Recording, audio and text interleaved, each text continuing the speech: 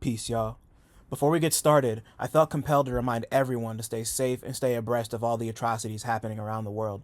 The people of Palestine, Tigray, Congo, Sudan, Haiti, and countless other territories are currently fighting for their rights and their lives. And if you're choosing to take action, please take every precaution you can. Stay hydrated, stay in groups, cover your face, and please, more than anything, don't lose hope.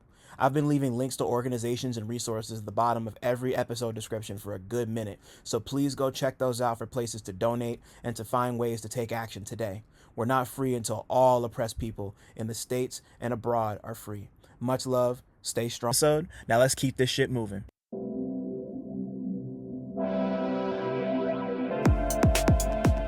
What's good, y'all? My name is Dylan Green, and this is Real Notes, a space dedicated to blurring the cultural and artistic lines between rap and film. I'm here to chop it up with everyone from rappers and producers to journalists and video directors about their relationship to movies and how, if at all, film inspires their craft. My guest this week is Atlanta rapper staHHr. We spoke about Cross, Dexter, The Wiz, E.T., a handful of her other favorite movies, her experiences at Mike's Young World Festival and Tyler the Creator's Camp Flog, Gnaw Carnival, our mutual appreciation for Slick Rick and Redman, being a chameleon, her creative process, incoming new music, and of course, all things MF Doom. Come fuck with us. What's cracking, everybody? Welcome back to Real Notes. It's what time is it? It's like almost 2 o'clock on a Friday. It's cold. It got cold. It's brick. I'm not outside in shorts no more. But my name's Dylan Green, CineMasai. Got a lot of names, do a lot of shit outside, inside, all sides. And I'm with somebody else who's also this year she's been around a lot. It's really it makes me so happy to see her moving and shaking, and for people to, like I'll save that for later. It's really great to see her out and about. Incredible MC. Really happy to have her on today. She's from Atlanta, been holding it down forever. They call her Stella, Bella Caramella, Barbarella Bars, Angelica, lots of names. But I know her, and a lot of y'all might know her as Empress Star. So please welcome staHHr to the fucking corner today, type shit. Yo. Yo. Yo, Bismillah. That was a beautiful. That man he listened. Come on, man. I love when people listen because everything is so encoded. It's just really great to be appreciated for a skill that I was born with. And I've tried to run from actually a lot, but I keep getting pulled back. What did Jay say? Can't leave rap alone. The gate needs me, Mm-hmm. No matter where I try to hide, somebody is able to find me. That's a really,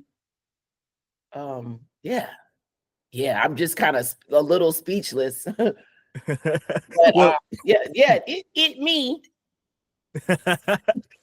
You got staHHr. Thank you. I mean, like I was telling you off camera, but yeah, like thank you so much for being here. Thank you for responding to a cold email from somebody you don't know, from Adam.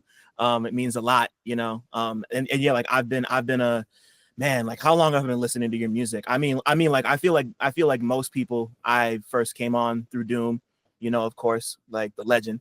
But I mean, like outside of that, like you have, like there's so much to dig through, like going back and listening to your handful of projects, and just like once again, just like all the stuff you've done this year, like I was just like, I think it's time for me to reach out. Like this is something like this has been like a bucket list one for me. So I'm really happy you're here. So thank you. Liz, don't make me cry, man. Oh man. I just met Nardwar. That was one of my bucket lists. So for somebody to tell me I was on there is wow. That is really humbling. You just never know. I think a lot of artists would agree with me. I think there are some of us that we have this little bit of insecurity that no matter how phenomenal other people see us as, we may not see ourselves in that same light.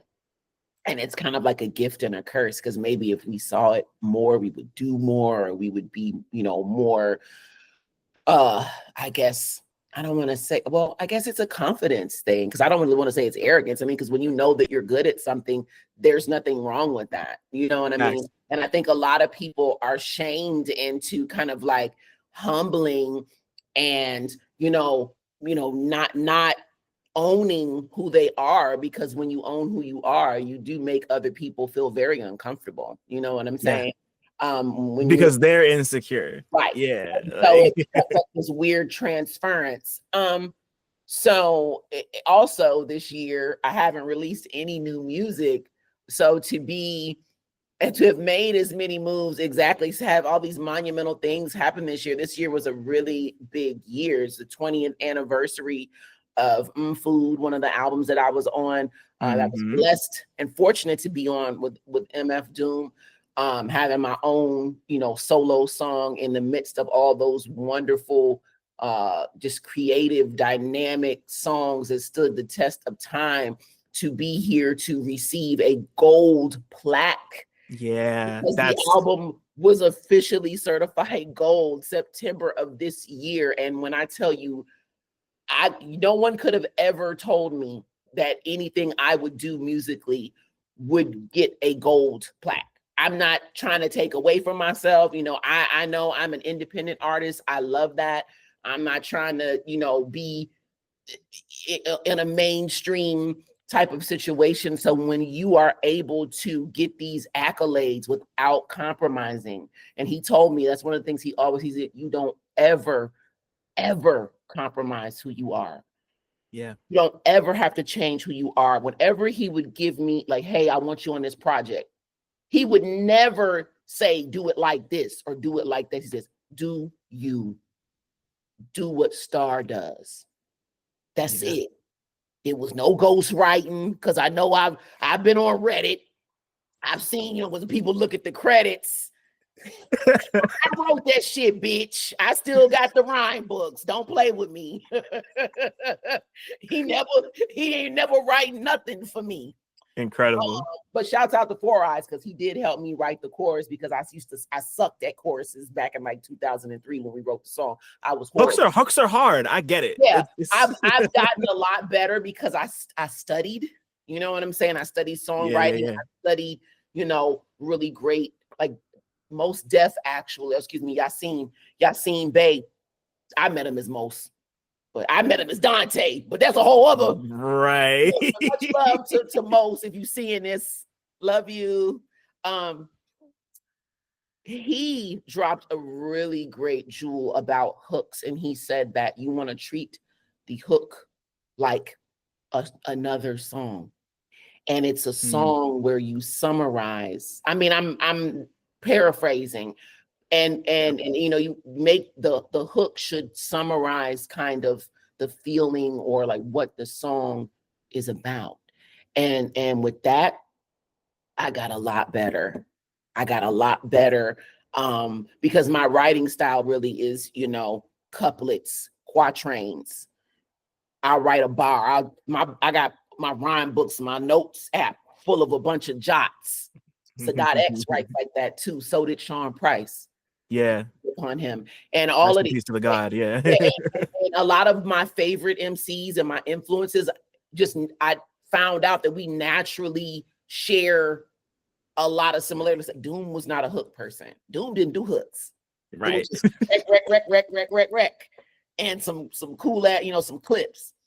Yeah. So just naturally the way I am, not doing ad libs frequently. These are natural things. And then when you get with somebody else and like, oh my God, so that's when someone sees you, they are seeing themselves in you. And he would always tell me that. And I'm like, get out of here. Like, I'm not as dope as you. Like, what are you talking about? Because that is too much weight. That's too much. Like, who wants, MF Doom to tell you, hey, I don't think nobody else got it, but you right up there with me as an artist that nobody had ever heard of before, really. Right. You know what I'm saying? Man. Yeah. Like, I don't take any of it for granted. And I kind of, when he passed, I was like, damn, I wish we had done more music. But my family connection with him was so much more than anything really we could have done musically. And that for me holds a really sacred space. So that's why I'm real like, stay out of the comment section, Star, because I'm really protective of him and his memory, his legacy, his family, because it was that real. Like I didn't have anywhere to live, and him and his wife provided a place for me and my child at one point. Like, here, like, wow, that's family shit. Like, oh, you can stay there. Go, just, you good. You got the key. You know what I mean? So it's not just an artist I like when I see people talking shit online, even though I know the online shit is not real and I shouldn't let it bother me.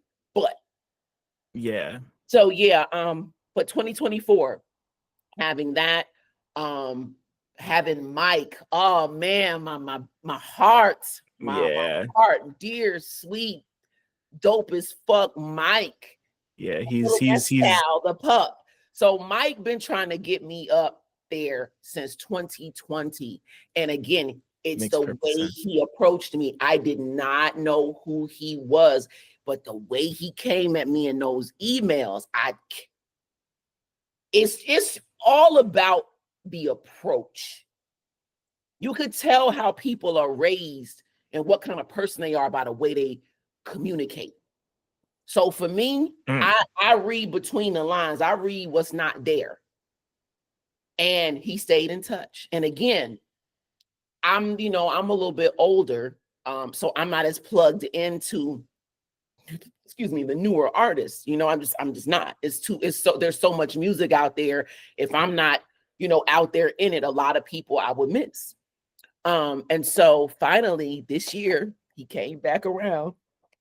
Oh, what else he did for me when Supreme, and again, me not knowing who Mike was and what kind of pull he had, I made a comment online because even though, I know the family, when it comes to merch, I pay for my merch. I do. You know what I'm saying? I've gotten a couple of things for free, but I like to buy the merch. Same. I like to support the people that I know. That's just how I am. I'm gonna buy it if I can buy it, right? So when the Supreme drop, I had called Jasmine. I'm like, yo, like, she goes, I don't even know how much, I don't even know what I'm getting. So I didn't want to bank on her and not get anything. So I was there, drop time, putting stuff in my cart, and then it was disappearing. I would put it in my cart and it would disappear. So I was like, damn, I didn't get nothing. I ain't even get a white t-shirt, nothing, Scully, nothing. So I got on social media and I was like, man, if anybody knows Supreme, like, just, one of them little, and Mike emailed me like a day later.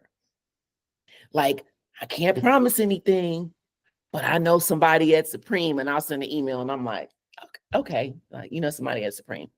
All right, cool. Again, not knowing, I appreciated the fact that he reached out, and I sent it because I'm like, somebody is praying for real.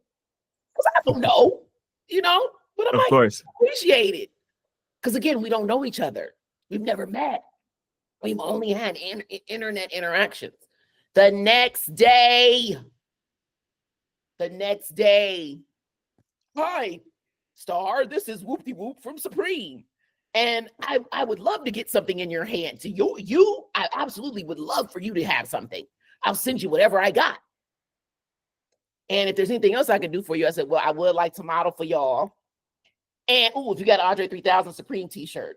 The next day, UPS. Wow. Express at my front door. Not next day air. That's Supreme crazy. t-shirt. Andre 3000 Supreme t-shirt. Then 2 or 3 weeks later, Star, I found a hoodie. Is the same address good for you?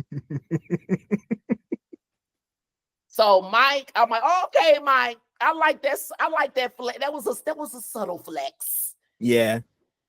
And that meant I just like we ain't even laid eyes on each other, and you knew how important that was for me, and you made it happen. Yeah. You understand what I'm saying? I'm not even like necessarily the biggest fan of Supreme, but I always loved that Andre shirt. So for that man to have that shirt laying there and to send that to me, I mean, I had that in my GOAT wish list. They was trying to sell it for like $150, and I'm like, right. That's a piece, you know. Like I want that shit too. Like I so feel that you. that kind of that really meant a lot. And so just from there, then Mike got back in touch with me again. He goes, "Hey, we're doing the show again." And I'm like, "All right, I think I can do it this year." And when I tell you, when you work with people who are doing official shit and they have budgets and they got momentum and motion behind them, the most difficult part was just filling out the paperwork, like my W-9s and all of that. When I tell you, City Parks Department owes me nothing. I mean, that was one of the best experiences I've had performing. The way things were done, everything was on point, and it was such a great to come to that event not knowing what to expect. I was extremely nervous when I got there, and people were coming up to me telling me that they love my music, and then these young people that was getting ready to perform, like Earl's girlfriend, was like, "Oh my God." I didn't know who she was at the time. So if you know who she is, that make it, I'm like, "Oh my God, I can't see you perform. I love you." And no, I didn't know she was, who she was. So just meeting all these people who I could have birthed that are like, "Oh my God, I'm so honored to meet you. I can't." The kids are all right, man. We really, and you know, I have a 17-year-old, and I, you know, used to kind of be on my backpack shit a little bit harder. But you know, when you start listening to the music and you understand the world we live in and the world that these younger people live in and what they're experiencing, how they grew up, they're our children. So if we have a problem with them, we raised them. And so when I look at it from that vantage point, I've become now. I doesn't mean I'm gonna get behind everything or I'm gonna like everything. Of course, I'm more open-minded and I'm understanding, you know, and then to see the way that the audiences respond and react to these artists, there's power there when you know how to connect with your audience. So just to be there, to get on that stage, and I mean, when I tell you I was floating, like when I spit the first verse of Guinness's as I walked onto stage. When I got on the stage and I looked out at that entire park that was packed, you know, 6:00 in the afternoon on a Saturday. Yeah. And all these little faces like, "Oh my God." I floated. Let me tell you something. I was in the crowd. I was there that day. So real quick before I tell that story, let me tell this story. Like I like Mike and them, like those are I feel like I can say at this point, those are my people. His manager Neva is somebody I've known for years.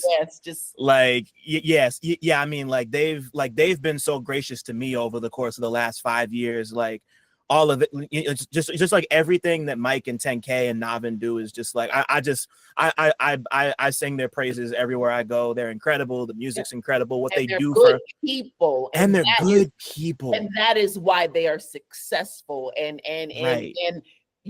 people do not understand how important it is to just be a good person.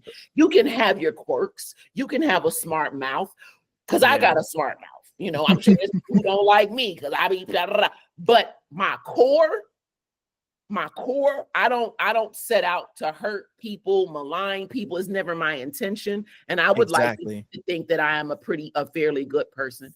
And so it's nice to see the good guys win, because you know the good guys, the good guys definitely do win.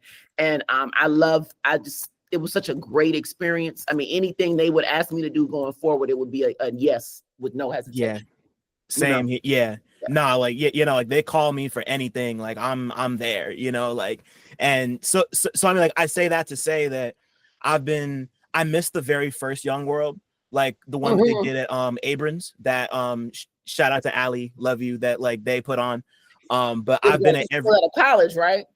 it was at an art center, which Oh, I think is yeah, I think it's like he kind reached of out to me for that first one, and they were kind of he was kind of explaining to me. I still got the emails, I'm pretty sure somewhere. But crazy. yeah, is that on stuck on the computer? Okay, sorry, my ADD took over.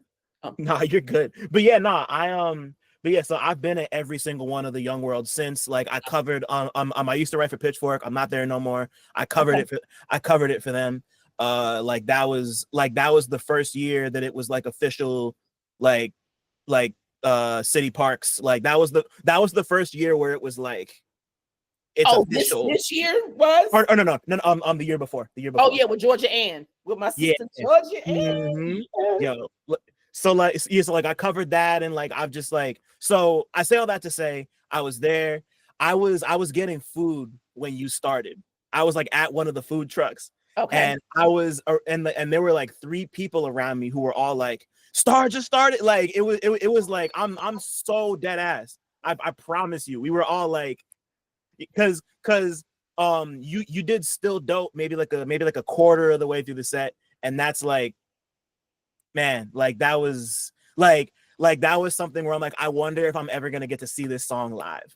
And I finally got to see that song live, and I was just like, it's like in my head, just it was an experience, and like not even just for me, but to be able to see, like, once again, another great thing about what they do is like they have such cross-generational appeal. Like I'm 32, so like I'm right, I'm right in the middle of like the young kids and like the OGs. So like seeing that happen in front of my face, seeing these kids who were like, that's what I'm saying. I met this Pert, shout out to Pert. Had his sister drive him down from Connecticut, 15 years old. He's a budding producer. He paints. And he was like, Doom is my favorite MC. And he made me fall in love with hip hop. 15, yo. Had me out there signing posters and signing hats. He had Big Sis drive him down. Do you know what that means? Like my son, he has a class with this young man. He's our neighbor too, but the young man, he's like 13 or 14 years old. And they went out for Halloween together. So I was, they came over to the house. The little boy came over to the house, and I was like, I hope somebody's dressed like Doom this year. Yeah. And was like, oh my God, I love MF Doom. He goes, he dropped that new video today for Vomit Spit. I stuck my head out the room, and I'm like, did my son tell you who I am? And he's like, no.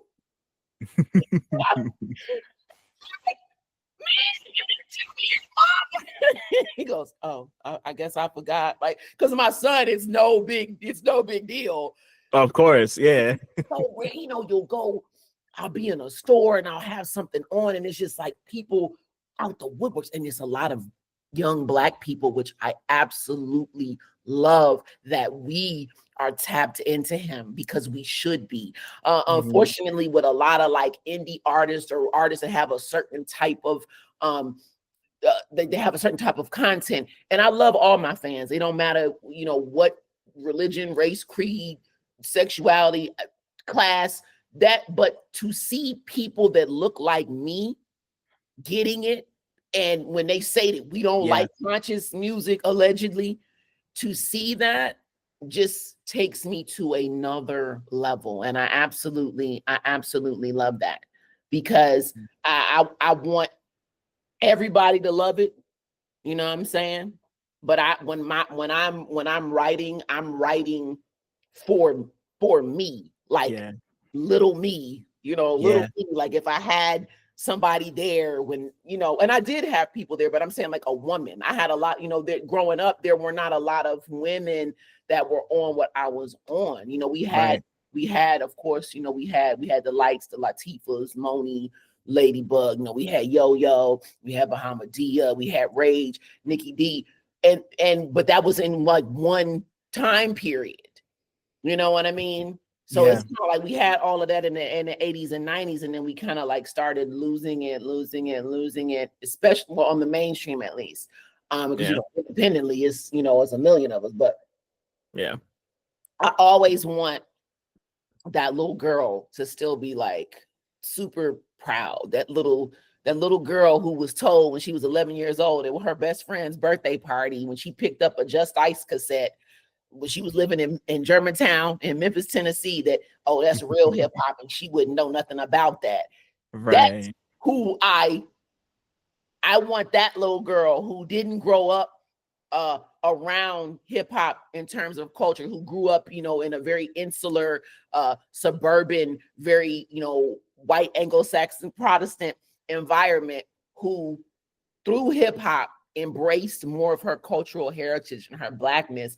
I want her, like, that's who I'm writing for. Do you understand what I'm saying? Because hip hop has such a profound, that's the reality. I mean, in the 80s, I was 2 Black families in my neighborhood. Like, yeah, that's how I grew up. You know what I mean? So outside of family and like the kids at school, or like when we went to church. So that's a big deal, because I didn't even know as a child that I could rap. I loved hip hop music, but I loved all kind of music. It was never like, oh, this is something you could do. I always wrote though. So when I would be in the car going somewhere and I would be remixing, like I would be singing along to the songs or rapping along, and I would change. Like if he said he, I'd say she, or, but again, never was like, I'm a rapper. But when it hit me, out of here. I wanna get to all of that, but I want to put a pin in it. I know, because I knew this was gonna happen, but go ahead. Let's stay on topic. No, you're good. I'm just like, make it hard for you to edit. Do you have to edit it, or are you gonna just play it straight? I usually just post it straight. Like every once in a while, I might take like 1 or 2. It's like the editing is so light. I'm just absorbing. Like I'm just a sponge right now. But either way, I want to start. I want to continue this by asking you the first question I ask everybody who comes on here, which is, what was the last movie or TV show you watched that you had a strong opinion about? Cross. Talk to me about Cross. Oh, baby. When I tell you, I cannot think of a time that I sat down to watch something and didn't really know what it was about, but heard people talking about it and saw that Aldous Hodge was in it. So, of course, I was going to watch it because I'm a Hodge fan. Come on. In the first 3 minutes, I was hooked. When I tell you, I think I watched 7 episodes, and there's only 8 of them. I think I might have watched 6 or 7 in one sitting. It was amazing in every way, from the cinematography, the casting, the plot, the storyline, the acting, everything about it. I love that we have this Black man who is a hero with a beautiful Black family, married to a beautiful Black woman, because so often we'll get some of it, but then they'll throw a monkey wrench in there. You understand what I'm saying? And people can feel how they want to feel about what I'm about to say, but as a Black woman who grew up 80s, 90s, 2000s, 2010s, and is now in the 2020s, I went from barely seeing Black representation in terms of a nuclear family unit to seeing it, and then seeing it switched outward. Like, you never have a Black man and a Black woman together. It's always some kind of switcheroo, or, and it's like opening up a magazine, a fashion magazine, which I read plenty of when I was little, and not seeing a Black face. So that's why women like, Beverly Peel and Beverly Johnson and Veronica Webb and Naomi Campbell, they were very Stacey McKenzie. Those women were so important to little Black me, who loved fashion and loved makeup and loved design, but I didn't look like Kate Moss. I didn't look like Christy Turlington. I didn't look like Cindy Crawford or Christy Brinkley. I didn't look like them. So to not see yourself represented in something that is just so amazing and so beautiful, it really hurts you. So yeah, representation does matter, but not just representation, positive representation. Accurate representation, thoughtful representation. But I mean, there are so many twists and turns and Cross. It was just great. It was action, suspense, a little bit of romance. They talked about Black men's mental health. When I tell you it ticked all the boxes, I have a very strong opinion about that. It better win every award that it's possible to win. It better. Not that the awards mean anything. Right. It's good without them. But based on what awards are given for, that show better win. That's so cool. So I'm not gonna lie, I haven't watched any of it yet. I'm familiar with the character in the series because Alex Cross is a book character. Got you. I've seen the Morgan Freeman movie from, I think it was like the 90s or the 2000s. I can't remember the year it came out. Now I got to do some homework. I didn't know any of that. So Morgan Freeman played Alex Cross. It must have been in like the late 90s or the early 2000s. It's a good movie too. What's the movie called? This Cross? Oh man, I can't remember. I gotta look it up real quick. Okay. Let me see. I'm gonna just. It's no. Alex Cross is the one with Tyler Perry, which I didn't like very much. But the one with Tyler Perry movie. Sorry, what did you say? Respectfully, I said I ain't watching no Tyler Perry movie. Well, yeah, I mean, no, me. We've all watched the funny one. You know, the one that's funny with the girl. You're like, when he's drowning, you're like, you hungry? Maybe she was. That one. And Why Did I Get Married? But I'm watching it for comedy reasons, not because Why Did I Get Married? Why Did I Get Married has one of my favorite fall apart dinner scenes in any movie ever. Yeah, you're just Jill Scott smashing. Anyway, but yeah, I got lots of feelings about this. Yo, my sister and I watched that together for the first time like 10 years ago, and yeah, we still joke about it. But anyway, I got a lot of feelings about Tyler Perry, but that's a whole other conversation. Yeah. But so Morgan Freeman was in 2 Alex Cross movies. He was in one called Kiss the Girls and one called Along Came a Spider. Oh, Kiss the Girls. Yeah. Okay. Yeah. With Ashley Judd, I think, right? Yeah, Ashley Judd. Oh, wow. So now I gotta go back and revisit. Yeah, so those two are Alex Cross movies. Knowing this, now I'm gonna have to watch Cross all over again. Oh, yay. Not that I wouldn't want to, but right, of course. I love backstory. But yeah, so my father's watching it right now, and like he I love my father. Every time he's like watching something, like because he knows I'm like the movie TV person, he's just like Masai, this Cross show. Oh, you gotta watch this one. Like that's how I'm talking to people. Anybody Black I see, I'm like, hey, we need this one. Yeah, we do. Oh, like I said, just with the mental health and like the grieving of I don't want to give too much away, but it just covers so many things that need to be addressed.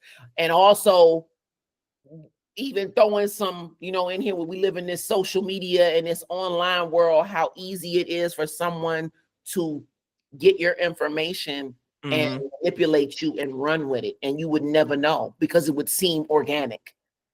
Yeah, it really kind of scared me. Like, it made me go Google myself to see what can people find out about me online? How do I get rid of it? Seriously, because stuff that's public record, people don't understand how easy it is for somebody to find out stuff about you. You don't even have to pay any money for it. Right. It's almost scary how easy it is to get someone's address if you know their full name and their direct address, like to their door stop. Exactly. Yeah. Scary times. People get swatted, people get doxxed, people get shit mailed to their crib. Like, if you're savvy enough, people can get your social security number, all that stuff. Like, I know people who've been scammed. Thankfully it hasn't happened to me yet, but like it's easier and easier. There's what's it called? So earlier this year there was this movie called The Beekeeper with Jason Statham in it, and Felicia Rashad, funny enough, she's she's like an elderly woman who owns, I think she like runs some school fund, some college fund or something. Like she has some sort of charity where she gives a bunch of money to people. Oh, and that's is that the right movie? Which one? Where he I think he kidnapped some girls or something like that. No, it's different. It's not that one. What movie is that? Oh, I don't know. That's Jason Statham kidnapped a bunch of girls? No, he didn't. It was a movie of some little weird looking white guy. He was like bald headed and he had these crazy eyes and he had these multiple personalities and he was holding Split. these girls. That's Split. That's Split. Oh, okay. Yeah. Jason So Statham this is the one from the dude that was in the bald headed dude, like the action Transporter movies. Yeah. Okay, yeah. So like Felicia Rashad gets scammed by these scammers who like get all her money. Like she also like Jason Statham is staying on her property. He's like a beekeeper, but he also used to be like he's like a literal beekeeper in the fact that he like has a hive and takes care of them. But he's also like a type of assassin called a beekeeper who's like one of like the deadliest in the world. So like of course like they go after her. She winds up dying. I actually think she might. Yeah, like I forget exactly. All that happens is that all that matters is that she dies. He gets upset about it. He hunts all the scammers down and kills them. Good. And it's like kind of silly, but also like that's our TV mama. He can't get our TV mama. Nah, man. So like Huxtable is every black kid that grew up in the 80s mama. Yeah. Yo, my fault. Sorry to interrupt, but I just wanted to shout out the all new Real Notes Patreon page real quick. If you're looking for ways to connect and directly support the podcast, the Real Notes Patreon is the best way to do so. For as little as $5 a month, you can gain early day before access to every forthcoming episode of Real Notes, as well as an invite to the Real Notes Discord server, where you can talk to others about the latest and greatest in movies and music, come through for some listening sessions, and talk about whatever else is on your mind. I know I'm gonna be talking a bunch. If you feel like coming up off a little bit more, you could get cool exclusive content like audio from Real Notes Live and Real Talk interviews. Those will be exclusive to patrons and ticket holders moving forward. Access to retro versions of my 60-second Minute Maid movie reviews, and even a monthly writing and podcasting workshop hosted by me. Regular episodes will still be available on a weekly basis anywhere you get your podcasts, but if you want the extras, you gotta come out them pockets a bit. Check us out at patreon.com/realnotes. That's REELNOTES. I appreciate your consideration and support more than you know. Now let's get back to talking. But yeah, nah, like, but like, it was just crazy because like that was the first movie I'd seen in a long time where it didn't feel like it's like a techno thriller, sort of like, oh, like watch out for the computer thing, but like it felt like that's how people actually do shit now. You know, like it didn't feel like overblown or over exaggerated. No, like it's that real. shit happened, I mean, you know, you got dating apps, all that. You don't know who you talking to. Yeah. It's a crazy world. It's a crazy time to be alive. Truly, I didn't mean to cut you off. I'm sorry. No, it's a crazy time to be alive and not be aware. Yeah, but I'm gonna check out Cross because like it's been on my mind for a minute. But I'm like probably over the holidays I'm gonna finally sit down and especially since it's only 8 episodes. Like I could run through that in a couple I days. really need for them, and they're like about an hour long. So you're getting you're getting a night. I need them to do a season 2. I don't know if it's in the works, but I need it. Yeah, no, I'm sure it's coming because you're not the only person I've heard who's like reacted that way. But before Cross though, because I started watching Dexter finally. Okay. Can I have 2? I mean, you got the Dexter train, but again, Dexter, I absolutely love. I love the premise of the show. And again, it's someone who was traumatized. You know, he was traumatized at a very young age. He's seemingly normal, but he has this alter ego, like this other side that kind of helped him cope. And I like Dexter a lot. Yeah. How far in are you? Season 6. Oh, wow. Okay. So, so you're like in it. Yeah. I didn't see Yasin Bey guest appearances in it. Yes. Which I was very pleasantly. See how I brought it back full circle. That's how I learned of him at first. When I met him, I met him in like 98, Cosby Mysteries. So when I met him, I was like, and when I said that, he just grabbed me, and I'm talking about that was it. Like we hung out the whole night because I was like, Dante Bazay. I forgot he was on the Cosby Mysteries. Wow, man. He just completely, whoever most Def was out the window. Because like, she know. Yeah. And then when I made the connection, that's him singing on the Bush Babies love song. That's him on Brick Brother B. I was Cosby Mystery. I mean, I used to faithfully on A&E. I faithfully watched that show. I absolutely loved him, not knowing that he would, that's who I was listening to, and when you make the connection, I'm like, get out of town. Right. When you see the person, I'm like, oh, so he couldn't do nothing but that little dimple that he was just like a little boy. Oh. So yeah, because people just you're seeing. I mean, that's yeah. On a Cosby series. I mean, how do people feel about Bill Cosby? Let's not act like of course he is. You know what I'm saying? Yeah. So yeah, but so yeah. Yeah, Dexter, I like things that are very cerebral. Mm-hmm. I like psychological stuff. So that Dexter gives me all of that. And there's, dark humor there as well. Yeah. I love Dexter is like the most lovable serial killer that I think. I mean, I could totally, you know what? They did deserve it, Dexter. You're right. They did. Because it's who he's targeting. Right. How can you be mad at him for that?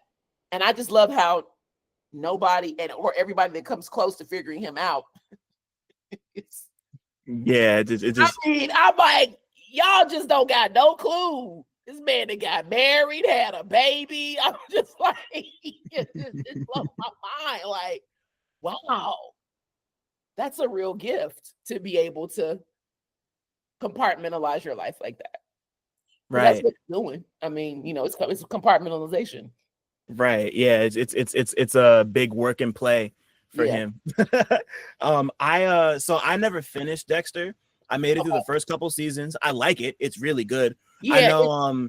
Right. It is, but you just got. I mean, like some nights I'm not gonna sit here and watch it. I want to watch something else. But it's definitely good, and it's something like when I want to kind of binge, I'll binge on that. And like I know a lot of people had I know a lot of people really didn't like the ending. Like I was a part of that conversation when the show ended. People were like, the ending season's terrible, this, that, and the third. And like that's always like, obviously, like watch it yourself and figure it out. I don't really know how it ends, but like, it's just always sad when a show that starts out cool and keeps it consistent, like, well, ends out. The young Dexter is coming December 13th. Right. I just saw those ads. Yeah, I saw that a couple weeks ago. I was very excited about that. I'm like, okay, young Dexter, next Friday. I'm ready. I gotta try to finish. I gotta try to finish before then. I don't, I want to be all caught up.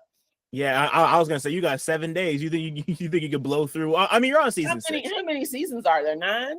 Something like that. Maybe like somewhere between like 7 and 9. I can't remember the exact number. Okay, well then I should be good because I'm like season 6, episode 4 or 5. And usually when I sit down to watch it, I watch about 2 or 3 episodes at a time. So you could do that. Yeah. I got faith. Okay, so I mean, like, considering the fact that you just pulled something like the Cosby Mysteries out of your head, I can't wait to hear your answer to this next question. So I want to take it all the way back. What's the first movie experience you can remember having? It could be at the theater. It could be at your cousin's house.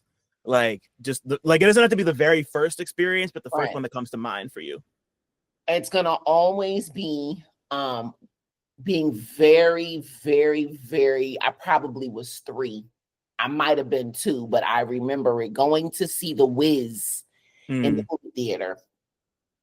And I think we were in Washington, D.C., because I had family in that area, and when I was young we used to go, because my parents used to live up there. They lived in like the Maryland, DC area.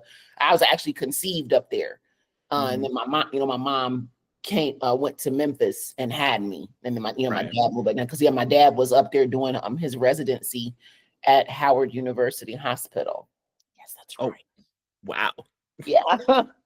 I got it honest. I got the brains honest. And my mom, she worked, she was doing something at Howard. I know that she might have, I don't know if she was teaching or she was doing something else because I was little. So my older sister would know better. But my dad was doing residency, and my mother, she did something at Howard. I just can't remember what it was. And then they moved down here. Like I said, they had me moved down here, and then my dad started practicing medicine when he was done with the residency. He started in Memphis. Yeah.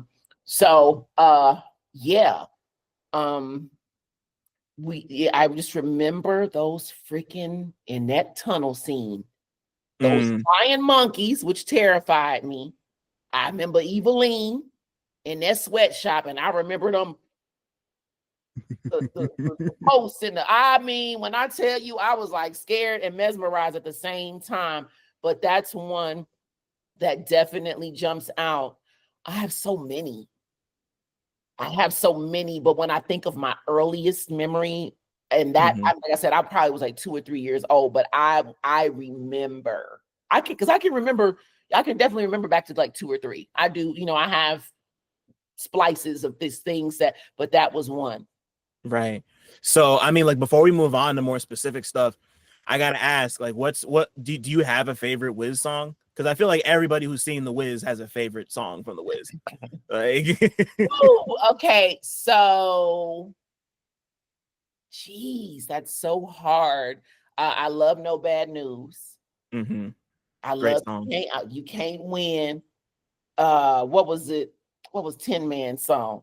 Doom, doom, doom, doom, doom, what was that song that he sung? I just don't remember the name, but I know exactly what you're talking about.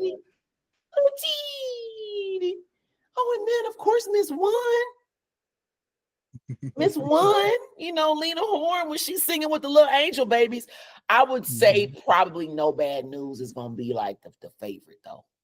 Yeah, if I had to pick, it would either be No Bad News or Ease On Down the Road. Win. Yeah, well, Ease On Down the Road. Yeah, I mean, there's just so many great songs in the, even like just the little background music. Dun, dun, dun, dun. When they did the color change. Green and green.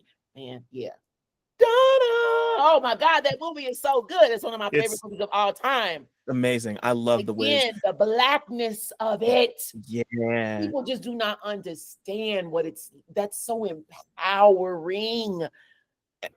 And you know what's crazy? Nobody should have to like seek that. Everyone should get to have that in any type of creative display. Oh, easy.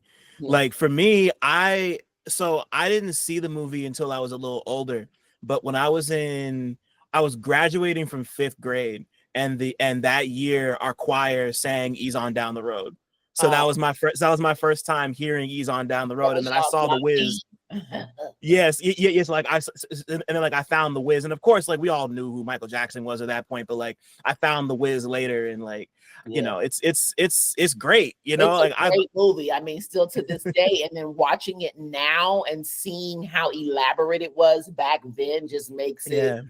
And rest in peace to Quincy Jones, baby. That God, like, yeah. I'm telling you that everything about that movie had Richard Pryor, was the wig. It just was so freaking amazing. Yeah, it's so fun, like it's really, fun. Really was. It had them little scary moments. Like I said, them flying monkeys, look, them things was horrible, but for real. I remember when they had them in that garbage can and they thought they was hiding, and the flying monkeys had picked up the garbage. And that movie, when they were in the poppy fields, there's the poppies. That was great. I loved it. So as you get a little older, you start to have some more experiences and develop your own taste and palette and all that. I like to think of this as a capital M movie, like the first movie or like one of the earliest you can remember seeing that really like affected you in like an emotional or artistic or spiritual way, like something that's like a cut above just something that was like really good in like an entertainment sense, like if that makes sense, just like something that really impacted you for the first time. Ooh,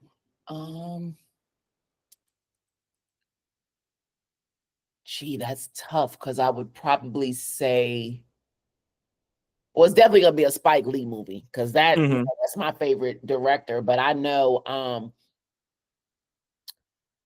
this might be the answer to that other question.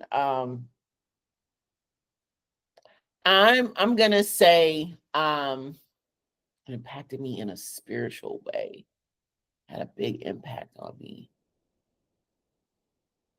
But then Malcolm X's book had that kind of effect on me. Mm-hmm. But because I did read the autobiography and then saw the movie, I could say Malcolm X for sure. Yeah. I could definitely say X, but I could just as easily say Do the Right Thing. Yeah. I mean, like, once again, perfect movie, classic. Yeah. Like, Or I could even go Steel Magnolias. oh wow. Okay. Because of that's one of my favorite movies. Now you want to talk about a movie that, I mean, the loss, Shelby dying and the mother. Yeah, I guess I have so many. It's so hard to just choose one. Steel Magnolias definitely hit me in a certain type of way. It did, just because I lost my mother at a young age. Oh wow. So Okay. yeah, so any kind of movie, kind of like dealing with that and the pain and the fallout of typically any movie where somebody that we really loved died for really no reason. For sure. Yeah. Because I try to stay away from oh damn, I forgot about Jacob's Ladder. I mean, we could even say Jacob's Ladder. God, Jacob's Ladder is incredible. That's one of my favorite movies. I love Jacob's Ladder. But there's so many, like it's really hard. But I guess if I had to pick a movie that made an impact, damn, School Days. It's so many. That's a tough one. Tell me what the capital M is again. Like, give me the definition again, just so I can like super lock in. So just like a movie that really just impacted you in either an emotional, artistic, or spiritual sense, like something that was like you watched it and was like, this is a movie, like, like a film, cinema, whatever you want to call it, like just like one of the earliest times you watched something and it wasn't just like that was fun for 90 minutes and that was fun for 2 hours. Clockwork Orange.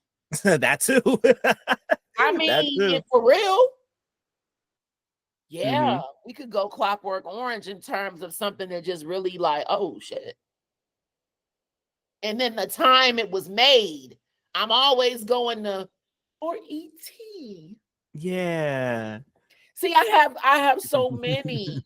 E.T., I loved him, but then he scared the shit out of me. I remember being scared of him during the day. And I know it's crazy. I loved him. Yeah. But I was scared of him at the same time. You know what? Let's go E.T. Okay, cool. And now, and it's funny, it's like you can be scared of something and love it at the same time. Because I was terrified of him. I remember somebody came to the house, rang the doorbell to see my sister, and I was scared to go upstairs and get her because I thought E.T. was going to get me. I had like I was only 7. I was a baby. They made like a Furby like ET toy that would like move and open his mouth and shit, and like that shit terrified me. It had to get it, but I get it. But he was scary. I mean, I was eating. I wanted pieces and everything, but baby, when the sun went down, I mean, I wasn't going nowhere in the house by myself. It was crazy. But really, we could say Thriller. I know that's not a movie, but you want? I mean. Yeah, I could go so many places with that. I'm the wrong. I got too many answers.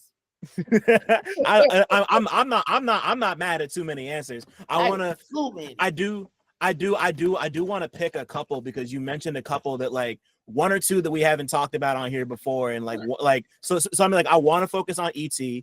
Since you brought it up, I want to talk about Thriller real quick, and well, maybe we shouldn't do too many because you mentioned Jacob's Ladder and like my ears perked up, but like we can. That could be another conversation later, but let's focus on E.T. So why E.T.? Well, again, I remember I went to see this in the movie theater. Best friend's birthday. That was part of the birthday celebration, was going to the movies, and it was just the coolest thing ever because the main characters were children. Yeah, like they were so to have the movie centered on children and seeing how the compassion of a child, like instead of wanting to, like an adult would see E.T., take him to the lab, experiment on him, cut him up. The kids just wanted to like, that's our friend. He's lost. He needs our help. Just the innocence and the purity, that children have, and how the world does everything that it can to beat that out of them, and at such a young age, that a child had the sense to know to protect this extraterrestrial creature and not try to kill it and cut it apart and call the government on it. Yeah. So that was one of the biggest things for me. And it was just really, not that I got this when I was a child, but when I got older, I mean, E.T. was an alien. He was, someone in a strange land. And then we look at how we treat aliens, so-called illegal aliens. They still treat them like they traded E.T. Yeah. Where are we pick and choose who we welcome into this country? Yeah. And yeah. So really, E.T. actually was rather layered as an adult when you get older and you start looking at it. Yeah, and determine who has the right to be here. Who gets to determine who has the right to, to set up camp somewhere? Do they have to look a certain way? Do they have to talk a certain way?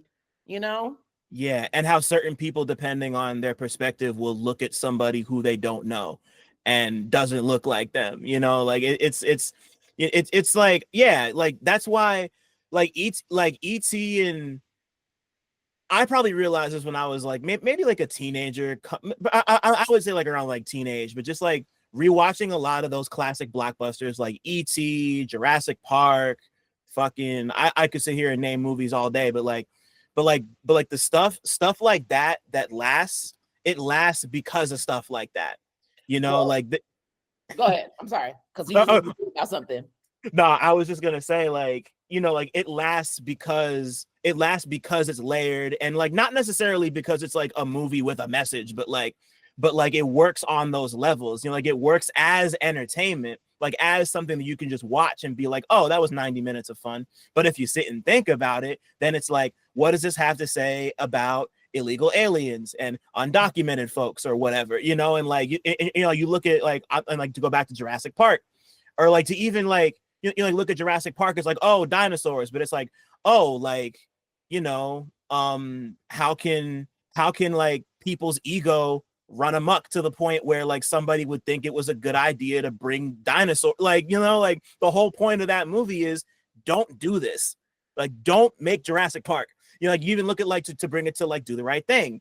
Like Do the Right Thing is like, I mean, like a lot of the more thoughtful stuff there is like immediately on the surface because it's Spike. But like, even if you don't want to think about why Mookie threw the trash can, like it's just a movie that works because all the performances are great, the writing's incredible, like it's so layered and thoughtful and smart on the surface without digging deeper. Right. And then, Yusuf Hawkins, rest in peace, really. Yeah. At that time, because the movie came out, like, I think what, a year, like the same year or the year after he passed. Yeah, not long.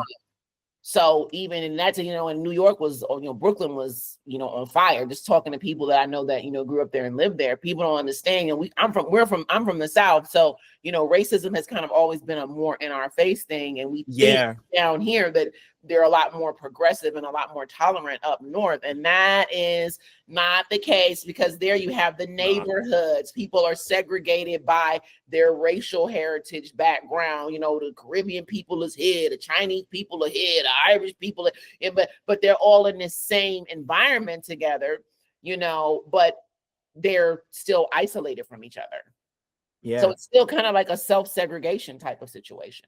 Now, this is going to be left field, but this came up yesterday. Somebody was talking about Tom Hanks. And I thought about the movie Big. Oh, man. Wow. And as a child, Big was the coolest movie ever. But as a grown woman, I'm like, wait a minute. This 13-year-old boy was still a 13-year-old boy in a grown man's body. I know where we're going. He was in a relationship with a grown-ass woman, right? And they fed us this, and the movie was about grooming on a subconscious level and making it okay and acceptable because he was still a 13-year-old boy. Yeah. You know what I'm saying? He was still a 13-year-old boy. Yeah. He still Yeah. was. And whenever I Right. see these movies where they put children in these sexual roles, whose parents sign off on that? Dakota Fanning, Jodie Foster, Brooke Shields. These are still children. Oh, it's cinema. They're acting.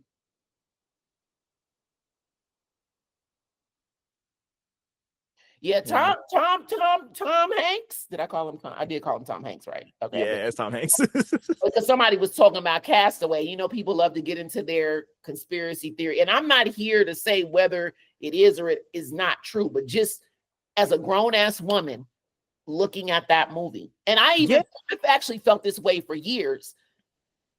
He was 13. Yeah. I don't care what body he was in. He was a 13-year-old boy. Right. It's like you know, like stuff like that is crazy because I mean, like, I don't know any of the people who made Big. Like, I'm sure, like, people just weren't thinking about that stuff. Yeah, and that, or so we think.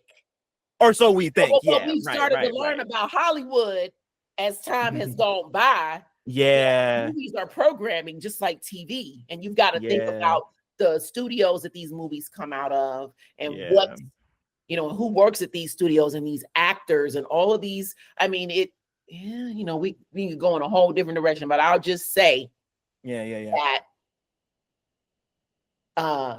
evil is fair seeming often.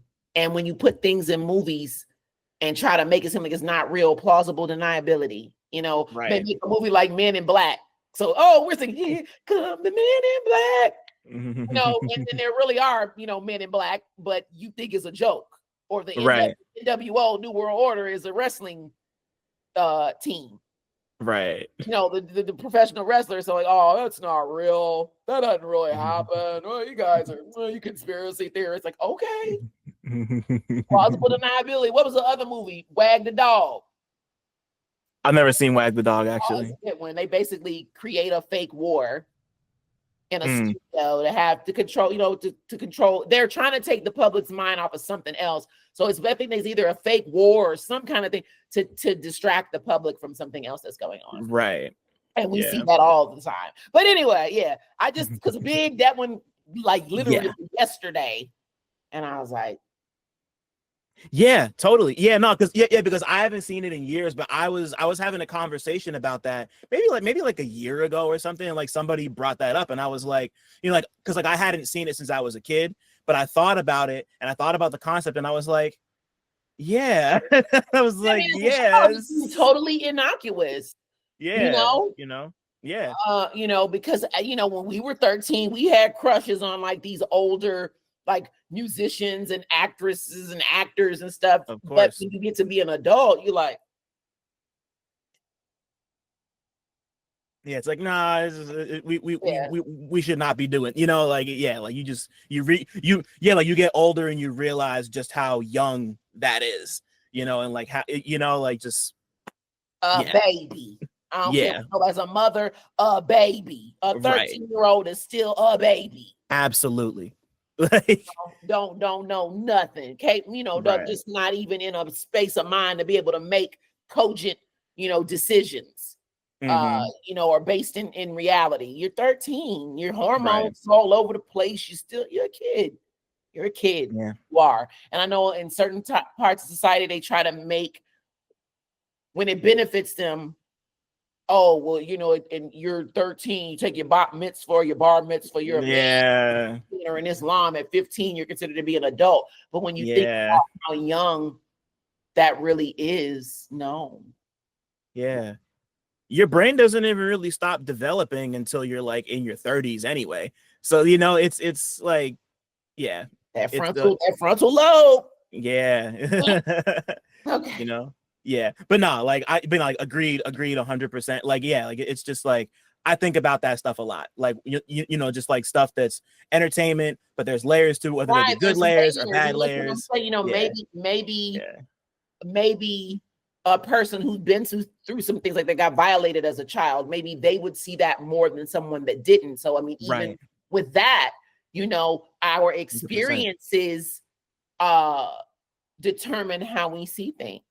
You know, in the 80s, there were a lot of children. We had the Adam Walsh with, kids being abducted and all these crazy things happening. So some of us, we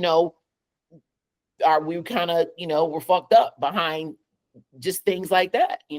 When Wayne Williams child murders, Atlanta child murders, and different things that were happening. So it was, being a child, they would scare you to death. Like, oh, don't go out by yourself, and don't take candy from strangers, and it's that I lived in that time because things when we didn't have Amber Alerts back then. Right. You get snatched up and that's it. They put us on a milk carton. Right.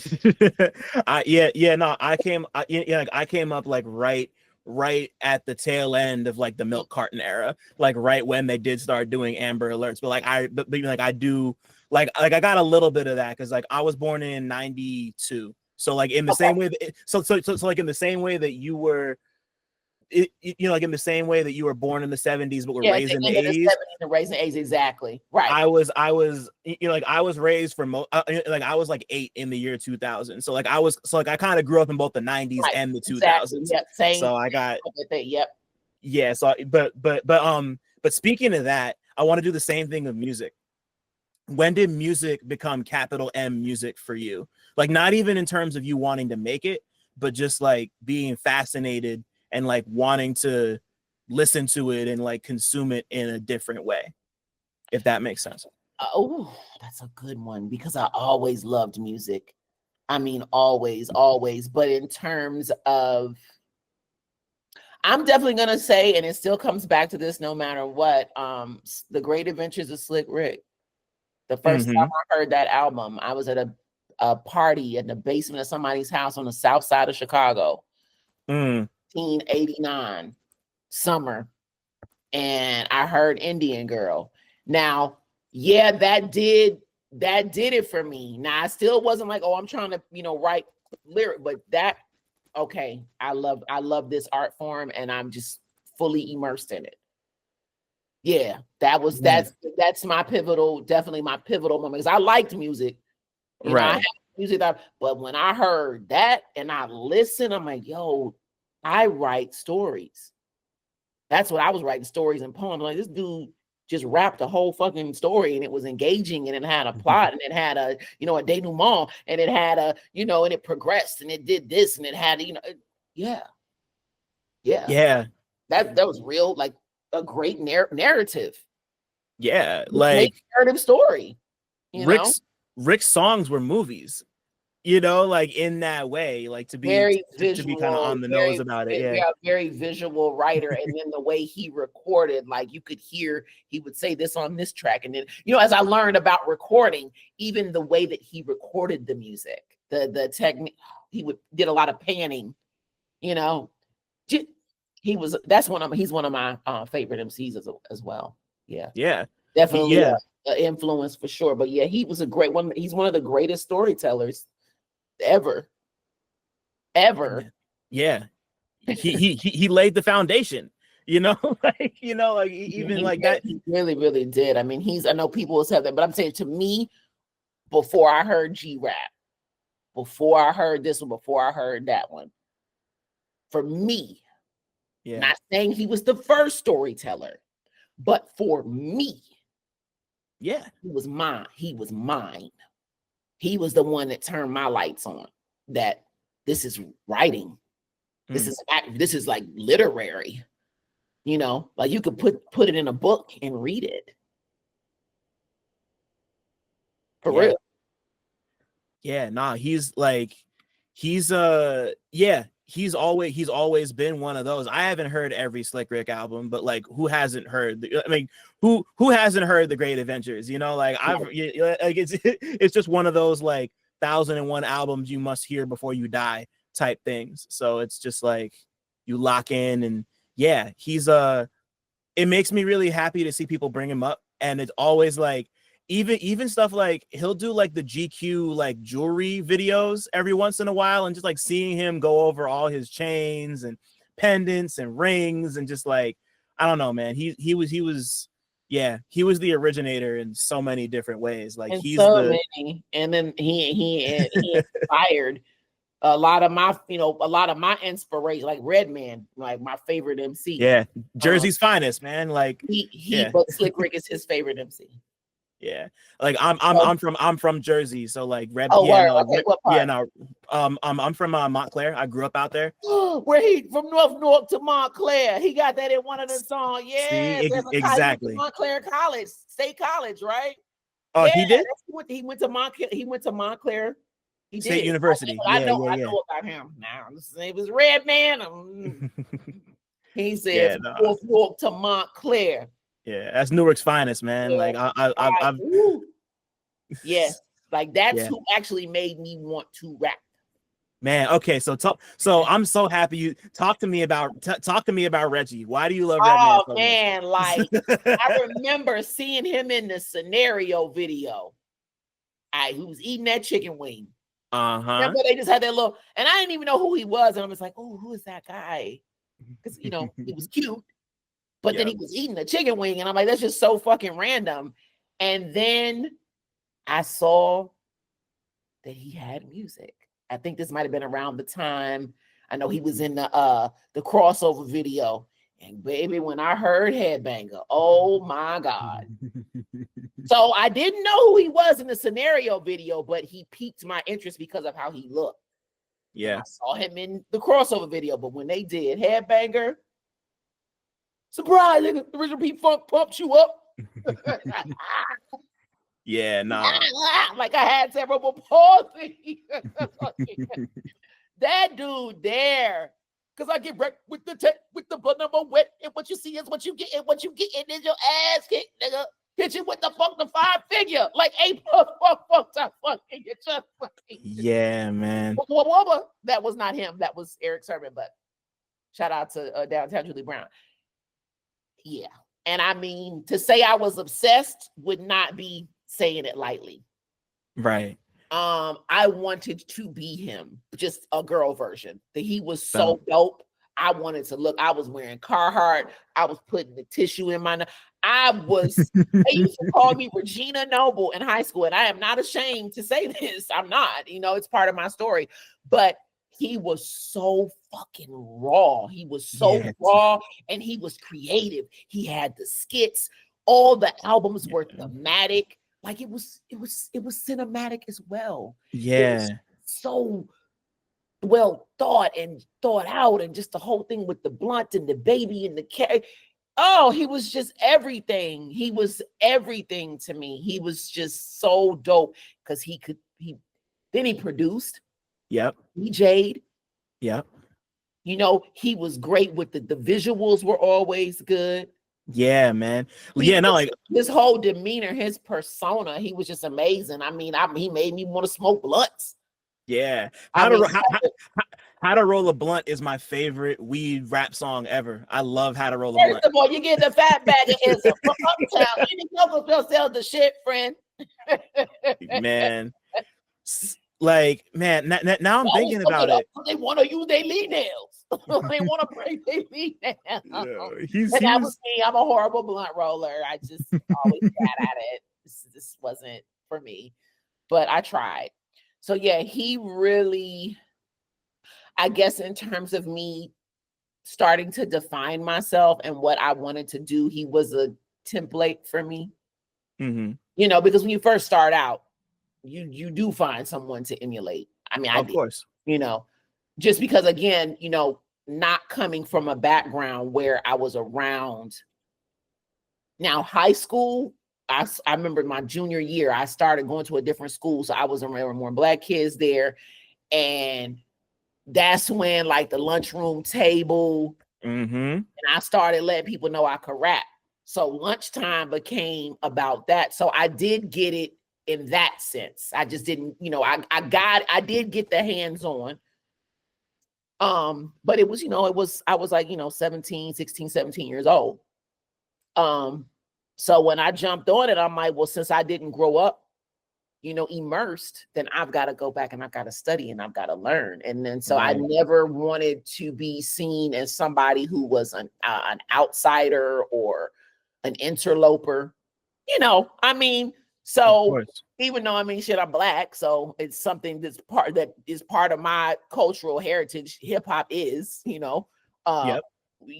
So it just was, I just didn't have the proximity. So once I had the proximity, I went in head first. And I did, I went researching, I was going back and watching, any movies I hadn't seen about hip hop. I went back and watched Wild Style. I went back and watched Beat Street. I went, I had already seen, different, like I'd seen, well, to me, Disorderlies is a hip hop movie. I don't care what nobody says. But I went and I had seen Crush Groove, and I had seen, different movies. I'm trying, I know we about to answer this question, so I'm trying not to give too much. But it was I was of age where I could move around on my own. I had more freedom, so I was really able to go get out there and have hands-on experiences with hip hop. And it's from there I just took off. Yeah, it's really, if I had been in the environment, I probably would have been rapping since I was a little kid. But I just wasn't in the environment. So once I was placed in that, they talk about nature versus nurture. That's real. It was my nature was nurtured, by being in the closer proximity and being around and being immersed. Right. Yeah, I mean, like I'm picking up a lot of what you're putting down, because like I also grew up in the burbs, Montclair is the suburbs. Yep. But I mean, like Montclair is such an interest, especially at the time I grew up. It was so interesting because like we're 20 minutes from Newark, we're 20 minutes from Orange. Like we have, so like we have all this influence coming out from like the hood, basically. So like it was all around me, and like obviously like I'm Black, like I, so like. So like my father's from New York City. He grew up in the Bronx. He grew up in the P's. A lot of my family still lives in Queens and Brooklyn. So like I'm like, like as a kid, I'm like moving around through like Queens and Brooklyn with my family. Right. And like like my mother's from Long Island, like her family lives. And also like my mom's white, I'm biracial. So like my mom, seeing like her family lives like way upstate. So like I'm getting that experience. I'm getting like, and you're like Montclair has like so many, or had and has, but like at that time had so many different people of like different like financial classes, like races, creeds. Like it was like every type of person lived there, like multi-million dollar mansions next to like apartment complexes. And like I said, we're right near Bloomfield, we're right near Newark, we're right near Orange, and we're right outside of the city. So like all of that is coming in. But so I mean, like I was like immersed just because it was like around, I guess. Yeah, proximity, because in the South, I mean, right. I was in, when I was in Germantown, I had Cordova, Bartlett, we had Memphis. Now my grandmother lived in South Memphis. She's from like the area where she lived in the area that Dolph is from.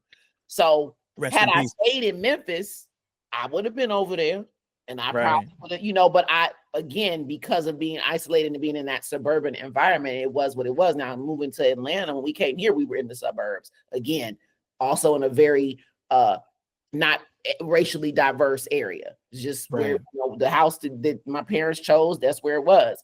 So again, when I switched schools, and I mean, I went to high school in Marietta. That's not necessarily the blackest place, but coming from Paulding County, coming from Ackworth at that time, that was like, oh my God, I'm in the Mecca. And then I had access to Atlanta when I moved to Marietta. I could get on a bus. I could boom. So I was able, but I had to travel, for mine, but it meant so much to me. I'm like, wherever the hip hop was, wherever the show was, wherever it is, I was going, because I needed that.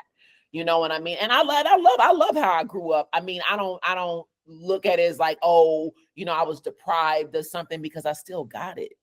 Yeah, of course. Make sure that I got it. So it's really whoever, when they talk about nature versus nurture, whoever you are innately, you're going to seek your people out. That's why when I started rapping and I got involved, I was completely embraced, because I was born with that shit.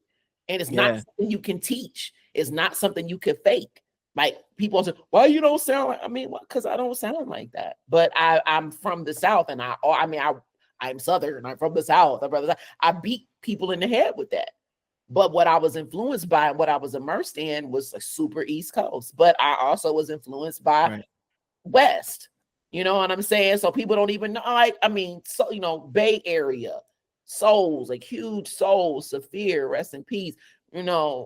E40, the Who Riders. I mean, I had so many different, because I knew people from so many different places. I was listening to Compton's Most Wanted, Spice One, NWA, Ice Cube. I was into all of that.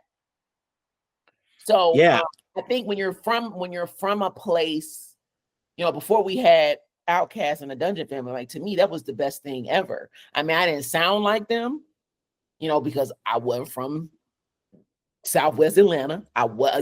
For me to talk like this, I went around that, y'all. You know what I'm saying? That would be being like, I would be trying too hard. Right. It's just the reality. I mean, even in Memphis, I wasn't saying music and Cuban. I didn't get that. I spoke very proper. They used to call me white girl when I was little. You so white. You so, I'm like, what? What do you mean? This is how I talk. You understand what I'm saying? So yeah, you get it one way or the other. You're not black enough. You're not this and that. And I know you can relate by being, and I'm not biracial, but I still I still went through those things because I've definitely been culturally and socially, I had a different upbringing than a lot of my, my peers. We live. Germantown was considered to be kind of, you got money if you live in Germantown. Not knowing, that I was being raised. My parents had divorced. I was being raised by a single mother who was, trying to make ends meet. But we had a nice house.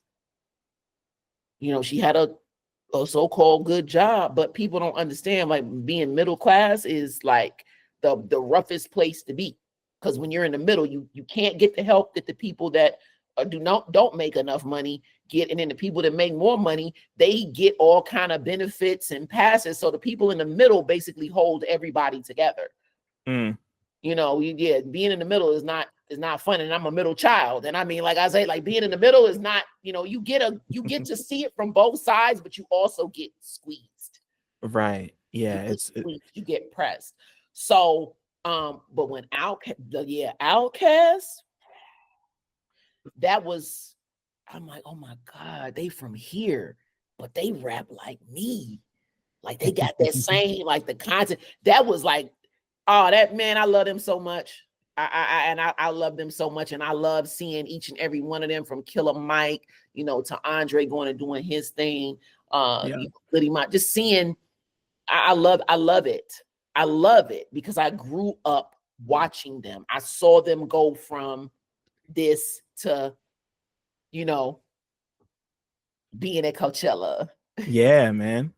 They were very accessible to me here. And I remember us having, our little indie underground shows. Andre would be there, just observing. Sounds about right. Yeah. You know what I mean? Like, I've definitely haven't seen him since the last time I saw him was going into, like, this vegetarian Chinese restaurant. He was with his mother before she passed, and 7. And I had my son was a baby, like, I was holding him. And I mean, because he always, whenever he saw me, oh, what's up, sis? So just, even Mike, Killer Mike, throughout the years, I just seeing them, seeing me come up, I crossed paths with them so many times, Right. But it wasn't like, oh, okay, I'm from Atlanta, they gonna put me on. Like, people have a really crazy way of thinking. Well, you're from Atlanta, why don't you rap like Outkast? I actually got into it one time in my DMs with some guy about this. I would like to hear that. Well, so you want me to be something I'm not?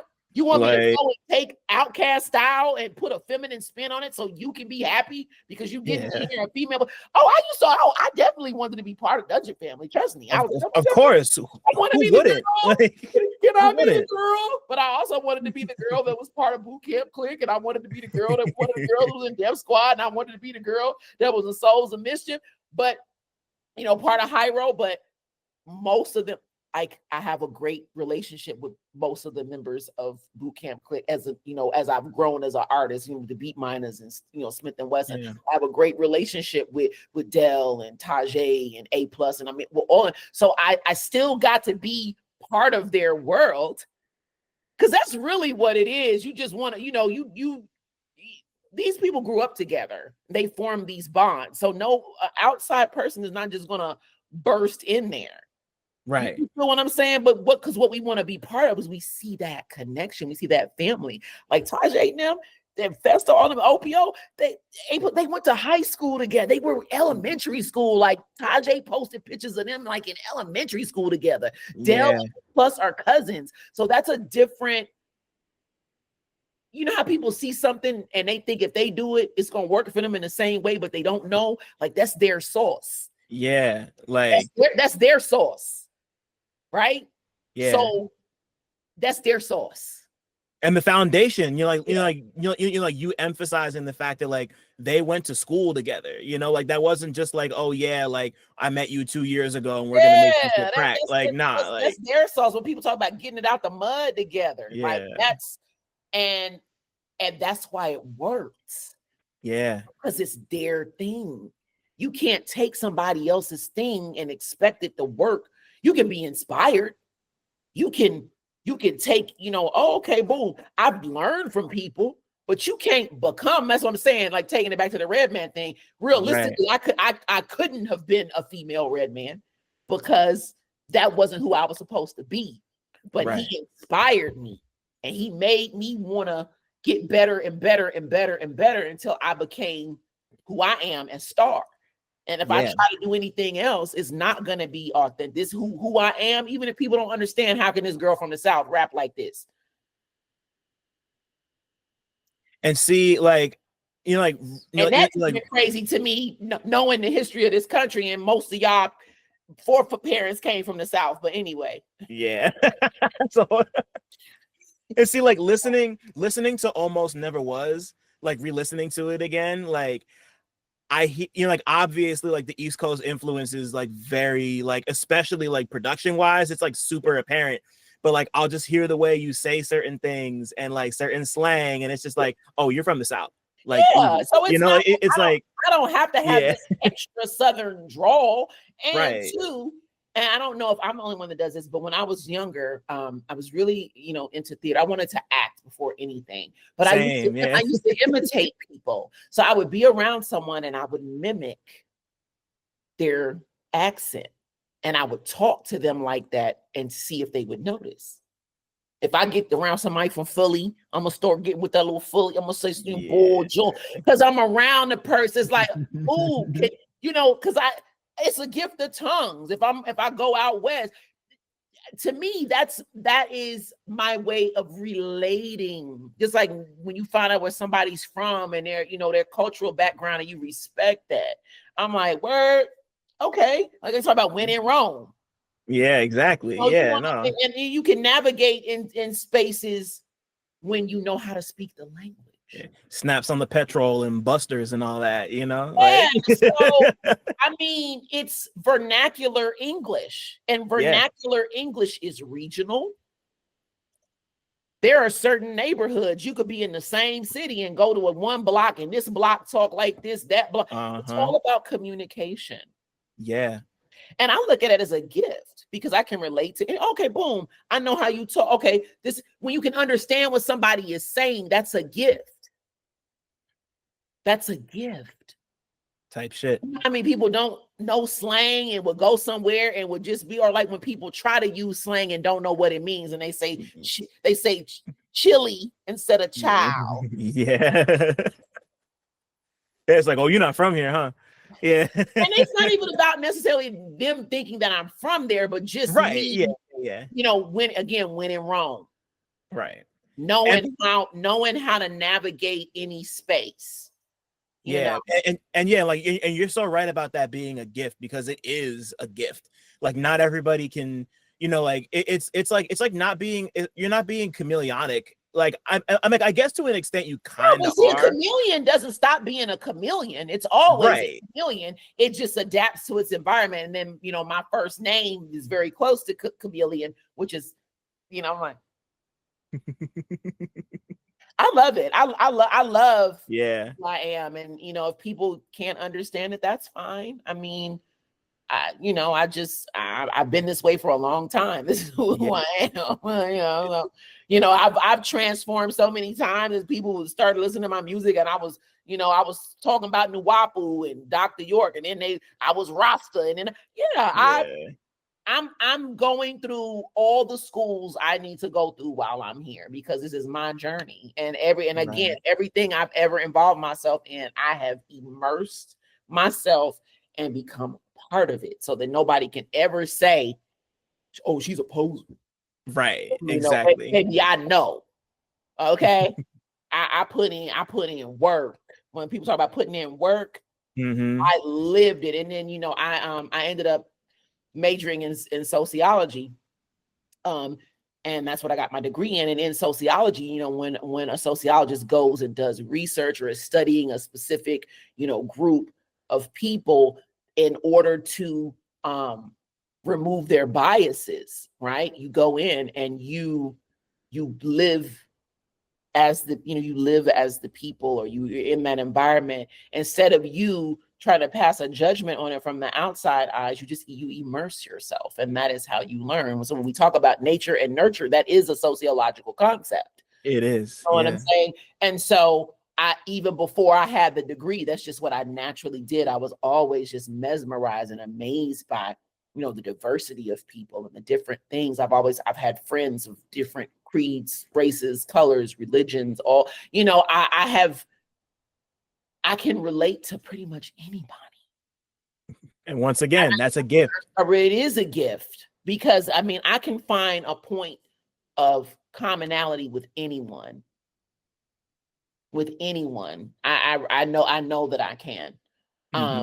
So chameleons, they never stop being chameleons. They adapt to their environment, and adapting is a superpower. Right, it is. Adaptability. So mutability and adaptability is a superpower. That's definitely my superpower for sure. Yeah. But I'm gonna be me, baby. Right.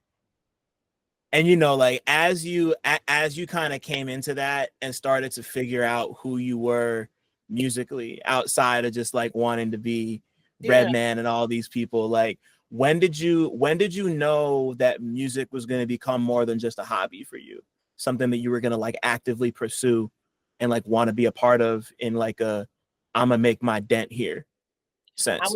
I would definitely say the stronger I got with like my freestyling and just seeing the reaction that other people had to me, because I'm like, all right, I'm cool.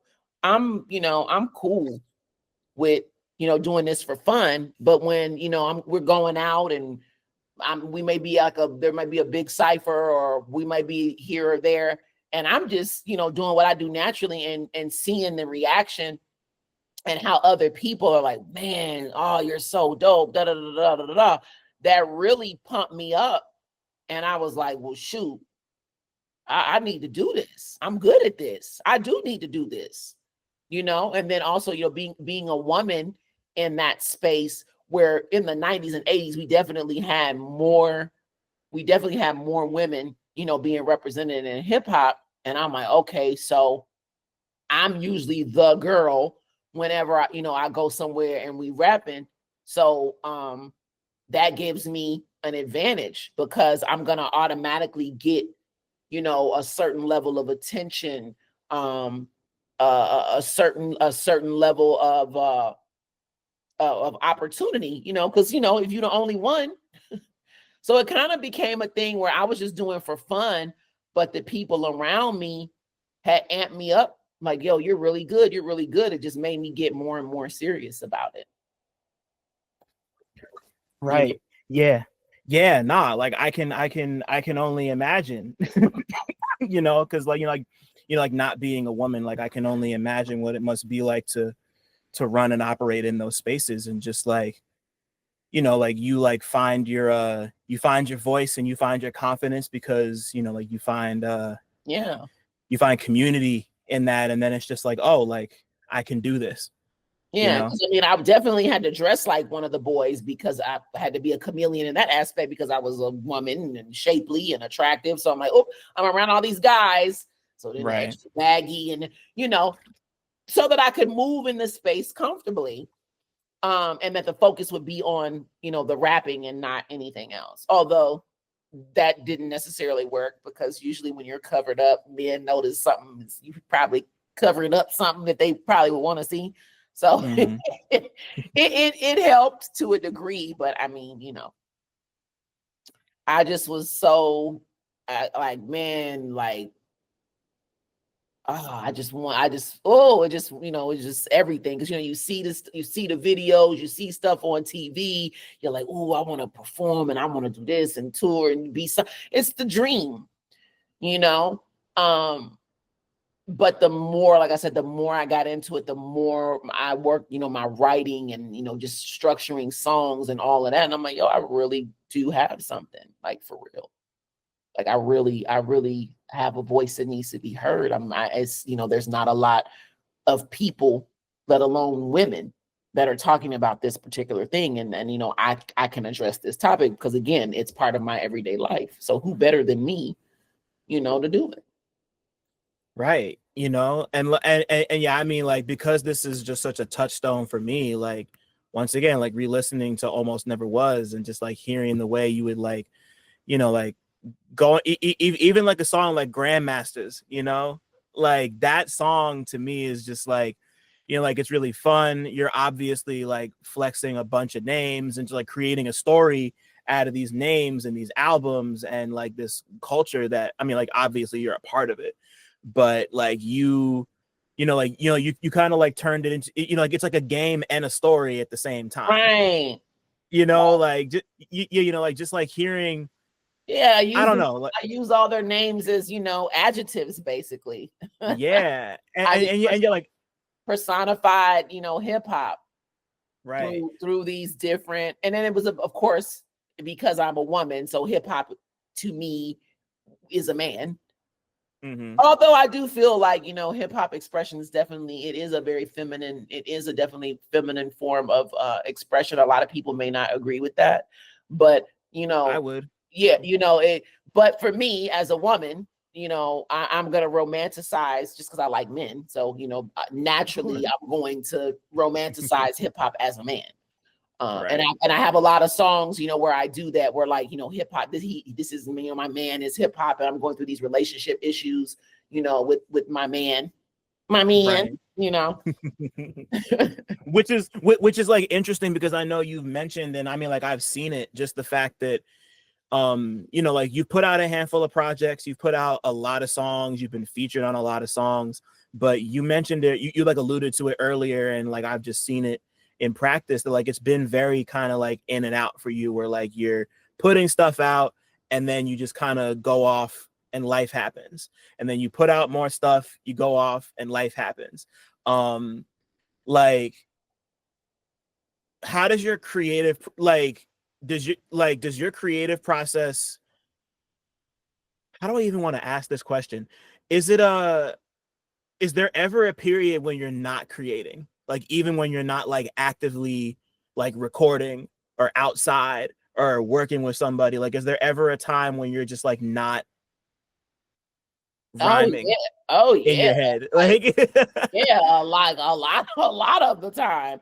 I Mhm. haven't written anything. Shoot, it's been a minute. Like, I think the older I've gotten, I haven't really been super active with music since like 2022 in terms of Mhm. it being something that I'm doing on a daily to weekly basis. Right. Yeah, and again, that's because, you know, life happens. So life do be happening. Yeah, Um, man.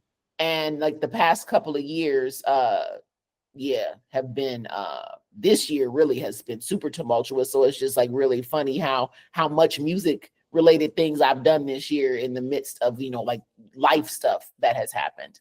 Um, it's funny because I talked to ID 4 Winds, Invisible Hands, you know, one of my very first producers, like the other day. I'm like, yo, bro, it's time. Like, we got to get back.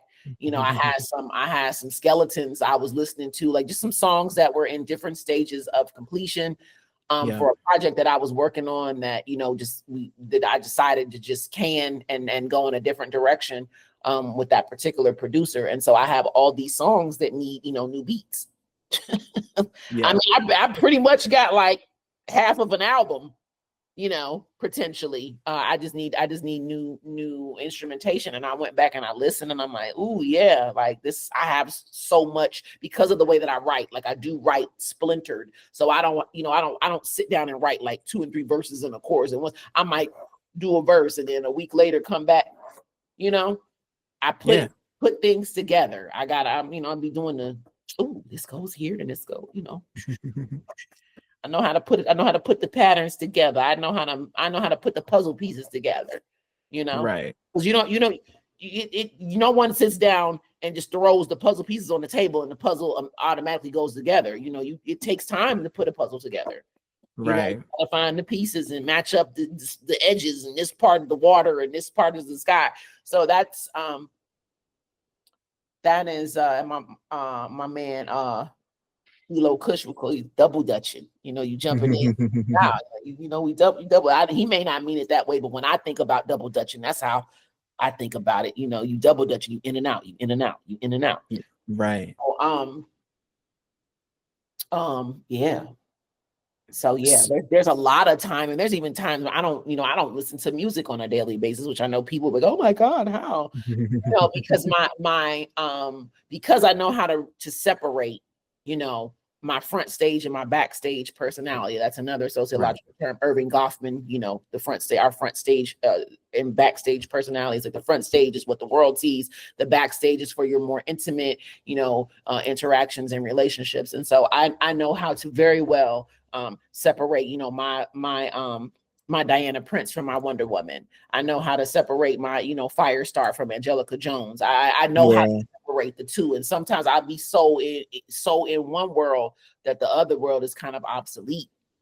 And like people, you know, have like people like Mike and, you know, this whole going out to Camp Flog Gnaw for the tribute. And then I get pulled back in to where, you know, I walked in the trailer and the first thing Mad Lib was like, yo, Star, I need you on this album. Like, can I come in the room and say hi, please, big brother? I haven't seen you in like 10 years. But it's like that part doesn't stop because people remember who you are, even when you forget or try to put that shit on the back burner. People won't let you forget who you are when who you are is dynamic and something that is of value.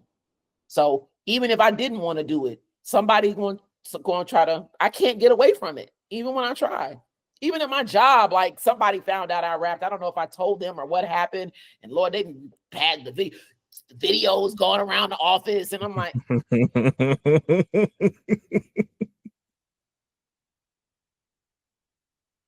like I have a coworker, she just, hi, Star.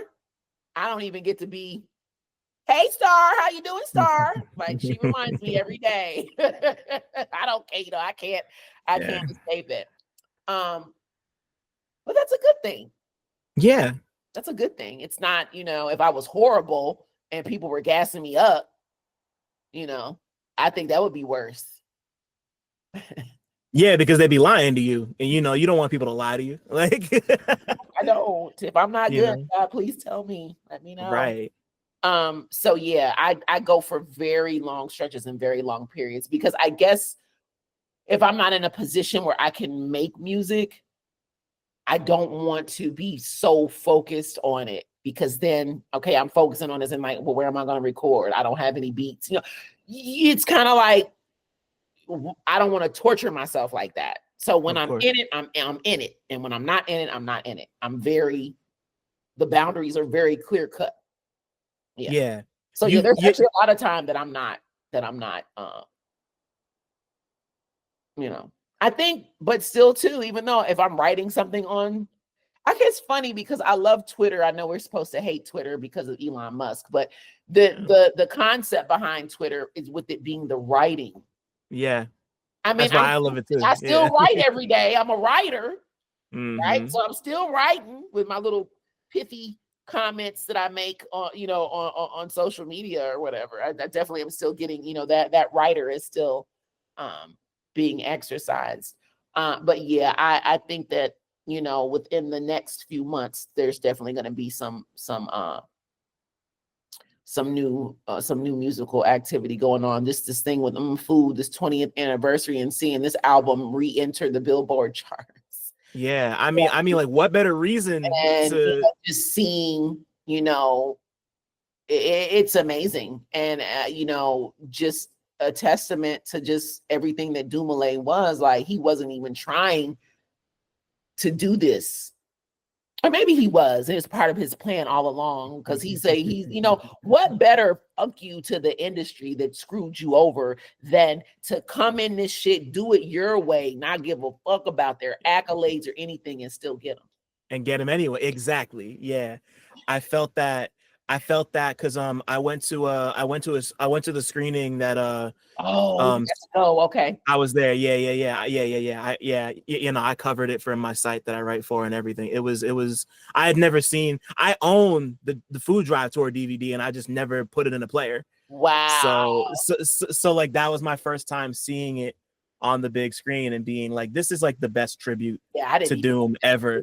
Like, wow, that's crazy. I didn't even, I was like, what was that? But yeah, I just, even with him, like, there's just so much, there's so much mystery, because people really didn't know him.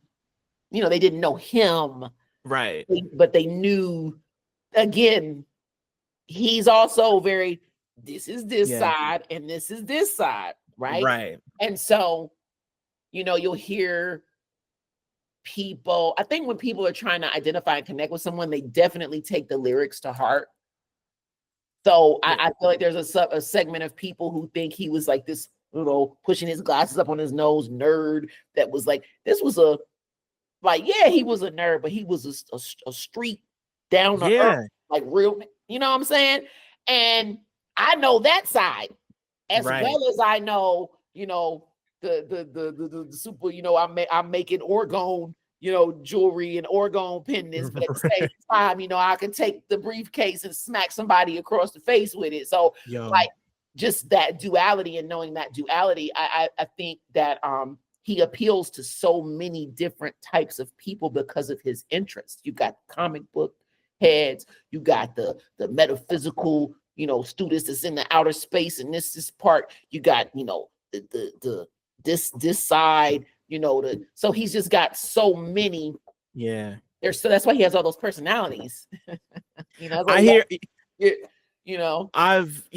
So I'm sorry to cut you off. I didn't mean to do that. Oh, no, it's all good. It's all good. But I'm saying, that the reasoning behind all those different personalities was to express different aspects of self without making it about core you, the chameleon. That you protect yourself. It's about protecting you, because you're giving so much. You have to protect, like they say, the inner child, or you got to protect that core you. And if you give that to everybody with no kind of boundary and no kind of filter, you will be depleted. That's like some people, when they get famous, they go crazy because they don't know how to separate. And give all of themselves. And like giving. You have to do front stage, backstage, and that's not being disingenuous. It's not being fake. It's knowing how to compartmentalize. Being in the world and not of it, because we are in this world. We're in this simulation, but if we put everything to something that we know is not real anyway, then why would we do that? Right. This is a moment in time we're passing through. We can't give everything here, but you leave, you make impressions, and you call to the parts of the parts of yourself, because I'm always talking to myself. And if people understood that when they're talking about themselves, even though they say, well, I wasn't talking about me. You were, because everything you say, everything you think, the way you view the world is from the inside out. Yeah. An internal experience. Exactly. You are. So everything you say is about you. Everything you do is about you. Y'all, people not slick. And social media has made that even more apparent, because you think you're tricking this algorithm. You think you're tricking this thing, but really you showing your hand more than anything. I wish, as a sociologist, oh my God, I wish social media had been my research project. I wish I had come up. Yeah. It is a sociologist and a psychologist's dream. Yeah, it's data, you know, like it's all there. All day. And we know statistics are not necessarily the truth, but they're facts. And a fact is something that can prove something. It's a fact that 4 out of 5 dentists, does it mean that it's true? But it's a fact. 4 out of 5 dentists say this is the best toothpaste. That don't mean it's the best toothpaste. It's just a fact that they said it. And people got to understand that when you're seeing these pie charts and these graphs and these numbers, the first day in statistics class, my statistics, the professor told me, statistics can prove, you can use them to prove anything. But are they true? Is it the God's honest fall down on the floor, knock out, drag out? No. But you can use them to manipulate. And that's some real shit nobody want to hear. It's statistics class. You know, we're dealing with math. So, of course, math is facts, right? Yeah, numbers. But you can take numbers and present them in a way where they look different than what they are. Like I said, you look at pie charts and graphs and stuff, the way that they show you data, it makes it makes an imprint on how you see it. Like if you look at the pie chart and they put, you know, they know what they're doing. Yeah. So again, something in depth, it could definitely be factual. Is it true? It might be true to her, and her, but not to him. So is it true? Is it relative truth? You know, but what is the truth? Because you can't lie to yourself. You can lie to everybody else. But when we're talking to other people, we're talking to ourselves. I don't know that everybody connects with that. So a person can get offended when somebody does something because they think it's about them. Why would a perfect stranger who doesn't know you do something to offend you on purpose? Yeah. That how you interpret it? Is that like we were talking about the movie Big? Some people see it as an innocuous movie, but if there's a person that got molested when they were younger and they see that, it could trigger that. Yeah. Do you understand? And that's someone's reality. So it doesn't mean, oh, this person is no, it's what you've been through, what you experience. Yeah. So that's because people talk about treat people how you want to be treated, but you can do that. But again, the way you want to be treated is based upon your life experience. And it's just because you do this to somebody doesn't mean they're going to doesn't mean you're going to be reciprocated, because again, their internal dialogue and their internal world that they're living from the inside out. People try to do outside in, you got to do in out. Yeah. And maybe that's what Kubrick was talking about, the in out, in out. That's another level to it. I'm really making these. I love how I'm circling back. That's usually hard for me because I'd be but you know, being able to make these connections and things. So yeah, I mean, I don't know everything. I would never profess to know everything, but I know me. Yeah, I know me better than anything else. So I can speak from that.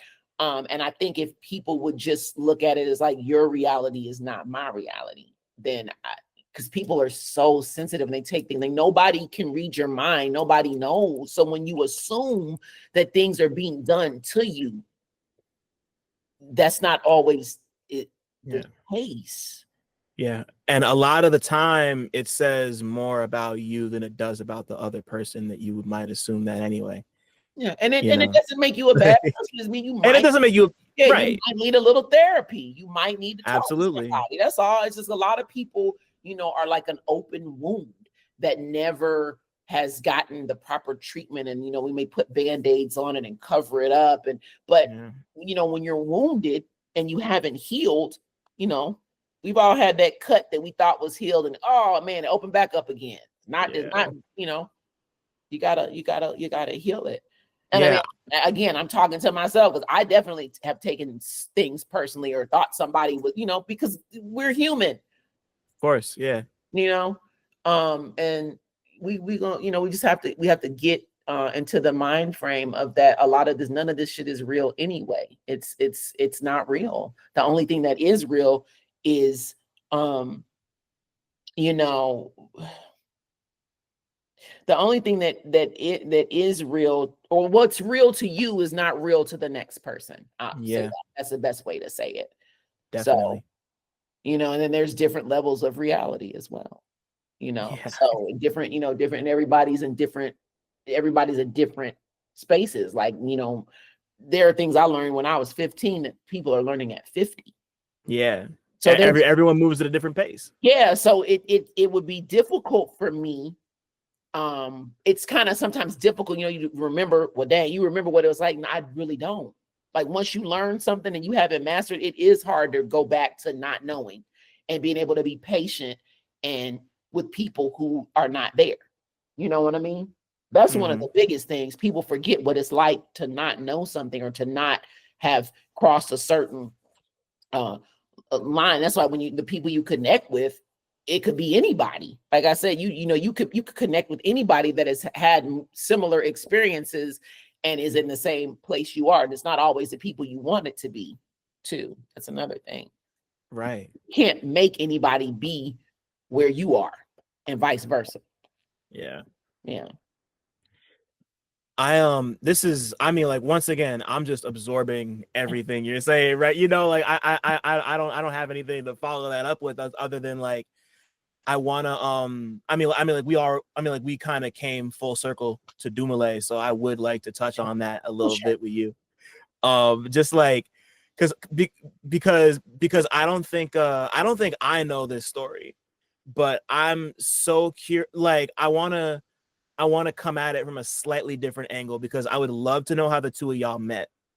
Okay. And how that connection happened. But I'm thinking about it through the picture that you have as your header on Twitter that's been seen by so many people. The one of Dumile and Madlib giving dap, him covering his face, and you're just in the middle of this picture, just staring daggers into the fucking camera. Like, I've been dying to hear the story behind this picture. Like, okay, well, that's not even when we met. Right, yeah, I figured. And as was quite common, nobody knew who I was, but I was with them. So I was not supposed to be in the picture, because that's why I was in the background.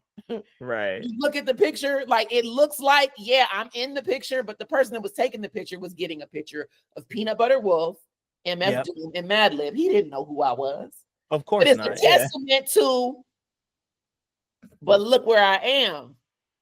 I got his back. I'm behind him. I'm looking at everything. Like, yeah, I see you taking a picture that I'm not in. I see you. I didn't even know, I didn't even know when that picture showed up online. I don't even know who took the picture, but I remember the night, coincidentally, that is where I met him like 3 years prior. Yeah. I mean, I remember everything. It was a Friday night. They used to have Face Off Fridays. I remember, Rasta Root DJ, Madlib did a DJ set. It was a great time. And it was back then where Doom could still go out in public without the mask and be places and be pretty much left alone, because he wasn't at that apex. Well, again, people didn't know his face if they didn't remember Zev Love X. Of course, yeah. Because he always had his face covered, so he really could go anywhere without the mask. Unless he was in like a performance type situation. If he was performing, no, he couldn't walk around like that. But I think people are, so when you hung out with him, no, he had a goddamn mask on. No. Yeah, of course. Yeah, he was just a person. House, relaxing. No. Like, yeah. I mean, we went out, we were going out to eat, going different places. No, he wasn't wearing the mask. Yeah, why would he? Why would he do that? Like, duh. Now, some of these new mask people are so like I know that they were influenced by him, and it's beautiful, that he has that kind of influence, but he was never like trying to be seen. So if you're going to cover your face and then try to be seen, it's not given. Yeah. And it's fine if you want to be, there's nothing wrong with wanting to be seen or wanting to be famous. I'm not saying that, but that's not what he wanted. So everything he did was to try to not to be, and all it did was fuel it and make it more. Because he really didn't want to be in the spotlight like that. Right. He didn't want it to be about him. It was about the music. It was about the wreck. It wasn't about his face. And he speaks about that in that Red Bull interview. Yeah. I can't tell you how many times I've watched that interview. Yeah.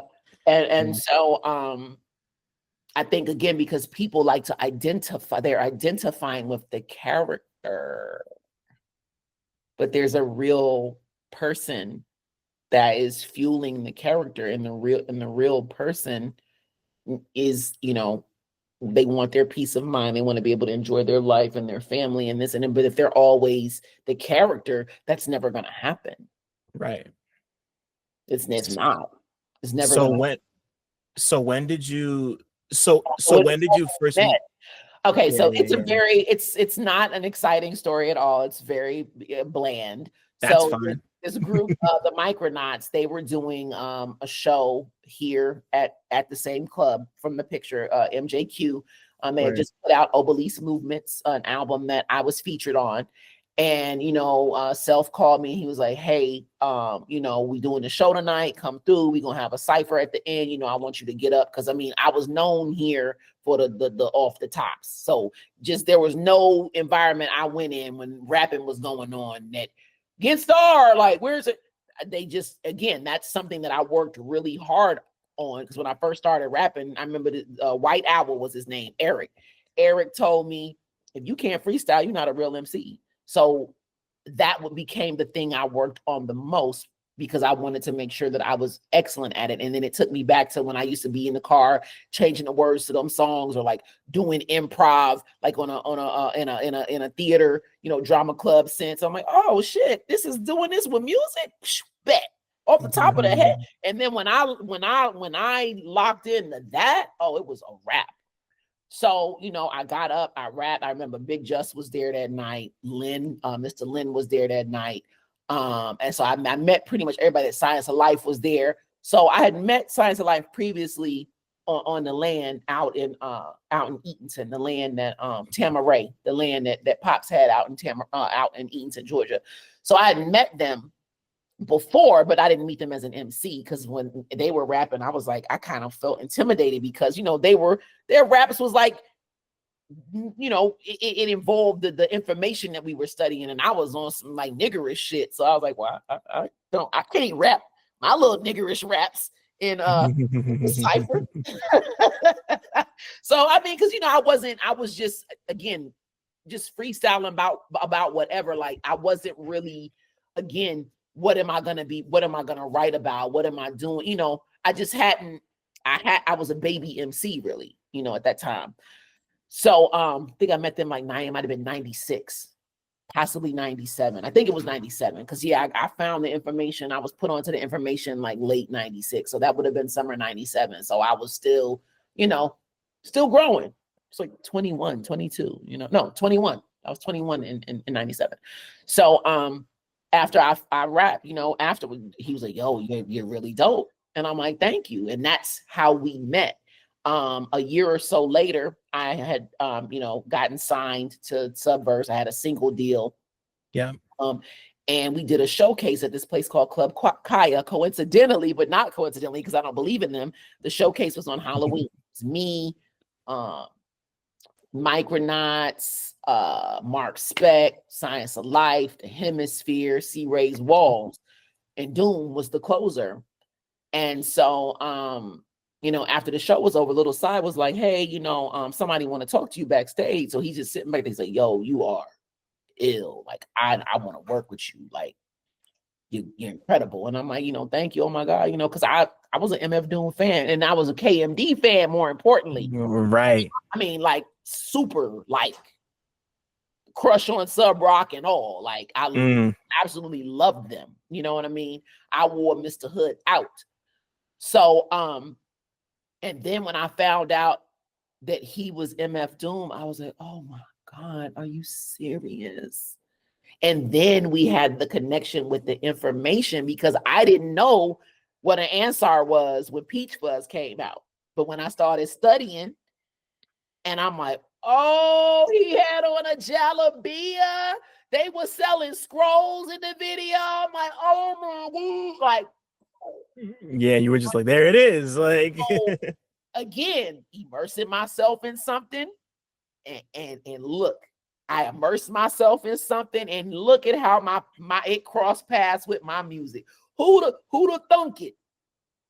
Who'da thunk that would be the linchpin that we pulled out the grenade that something that my spiritual growth, my spiritual study, that is really what, when he found, that was the main connection.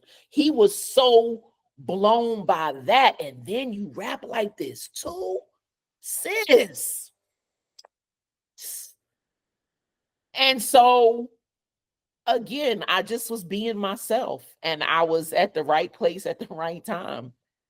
And it's nothing I could have done. I wasn't trying to rap for him. I didn't have a demo tape. I wasn't, it happened because it was supposed to happen. yeah, It's very organic and it's very natural. Like, yeah, there's no, like I was, at the subway station rapping and had my cup out.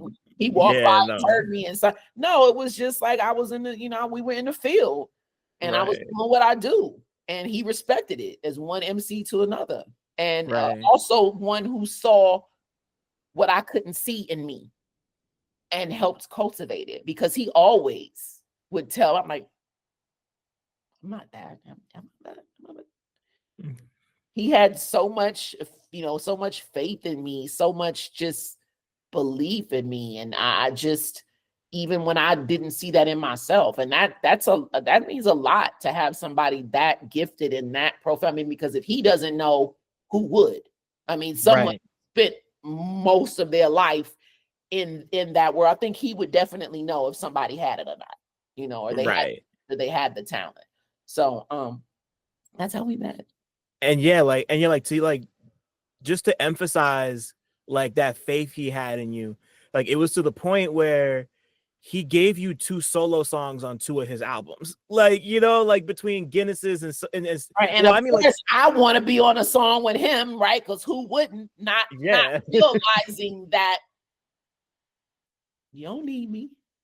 Yeah, that's what he's exactly. Not that the people that did features with him needed him, but I'm just saying he wanted me to stand alone, because unlike so many of those other people, I wasn't really that established as an artist. I mean, most of the people that did features, they had several projects out. So he really was helping me. Like, he was helping me build my foundation.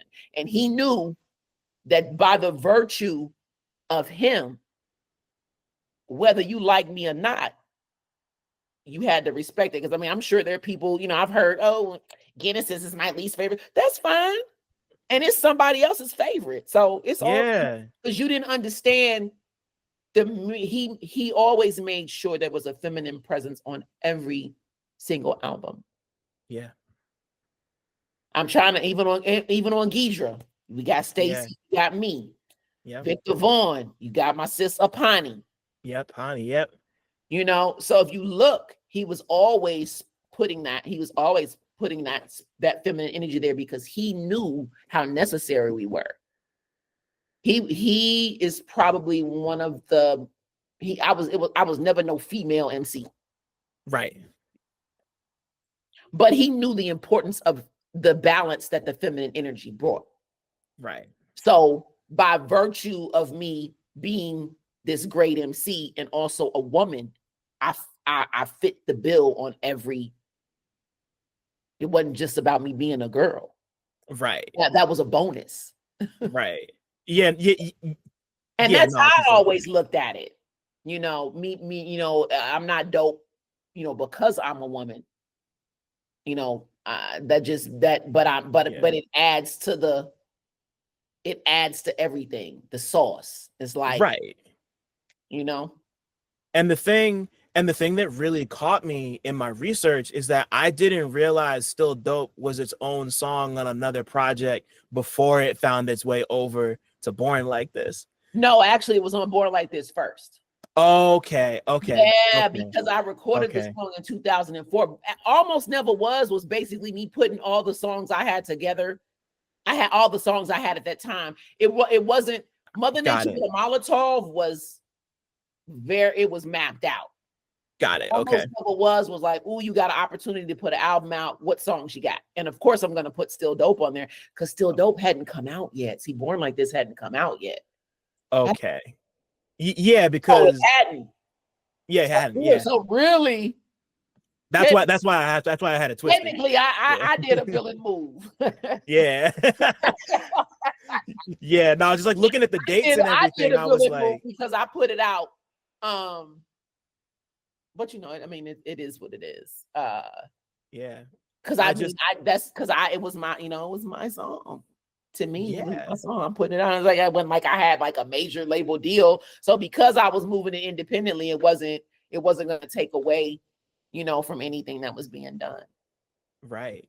Yeah. And yeah, like it's just so cool to me to see that, to see that song kind of have two lives on two different projects, and just to have that be like it's yours. Like he produced it, but like One Beer is the same way. Remember, One Beer was on J-Lib. I talked to Lib about this, and he was like, cool. He knew. He's like, I want to use it on Mad Villain. I don't care that it was on J-Lib. So that's why there's two different versions. There's a version with JD. Yep. Dilla is on the song. That's on J-Lib. It's on J-Lib. So, and that version is crazy. Yeah, like what could he say? Yeah. You taught me. I learned about watching you. So. Man, and then just like to have all this stuff that you're a part of, like you mentioned it earlier with food, being 20 and like getting the plaques, like just like you said before that you couldn't have imagined that it would have broken through. I want to tell you the way, like my sister and I went to Six Flags over the summer, and like the two of us, I got really into Doom in high school, around the time of I must have been 12, 13, 14, something like that. But I would play food around, and my sister eventually would hear a couple of the songs. They went to college, and they picked up a couple songs from some other people, and Hoe Cakes was our song, which is and we were driving to Six Flags, and I just put that song on as we were about to go through the gate or whatever, and the two of us are just rapping Hoe Cakes as we're driving to Six Flags, super the whole song, and the fact that he used that Anita Baker just his whole he was just so who thinks like that, man? Just so the deep dope. It made perfect sense. Yeah, just just the Anita Baker sample, the references to DB Cooper and Bowser, and just how pro-black he was, that really stood out to me. Once again, you talking about representation, and that stood out to me. Have to beat you in the head with it, and that's right. Subtle wreck. He would always talk about subtle wreck. It's you don't have to. And I've definitely been a very, in your face. But as I've gotten older, learn how to, you can just E40, sprinkle it. You don't gotta, because most people are not gonna be able to take all of that anyway. Of course. You want short circuit them. You can't feed a steak, like Pop said, you can't feed a steak to a newborn. Right. And on that note, that's part of the reason why you mentioned Bahamadia earlier, her project, I'm already forgetting the name of the song. It's like Rugged something. It's the one that I think DJ Premier produced it. I'm so mad I can't remember the name. But like that. You know, it was like it's that. like that. Yeah. The 1 2 check Muhammadiyah. Yeah. So like listening to her verse on that song, like I remember the first time I heard it, and I just love the way it sounds. Just like the little. Oh, you talking about the one with her and the 3? The what is that one? 3 the Hard Way, not 3 the Hard Way. No, not 3 the Hard Way. You are talking about Rugged and Rough. Rugged and Rough. That's it. Yep. Rugged Rough. Rugged Rough.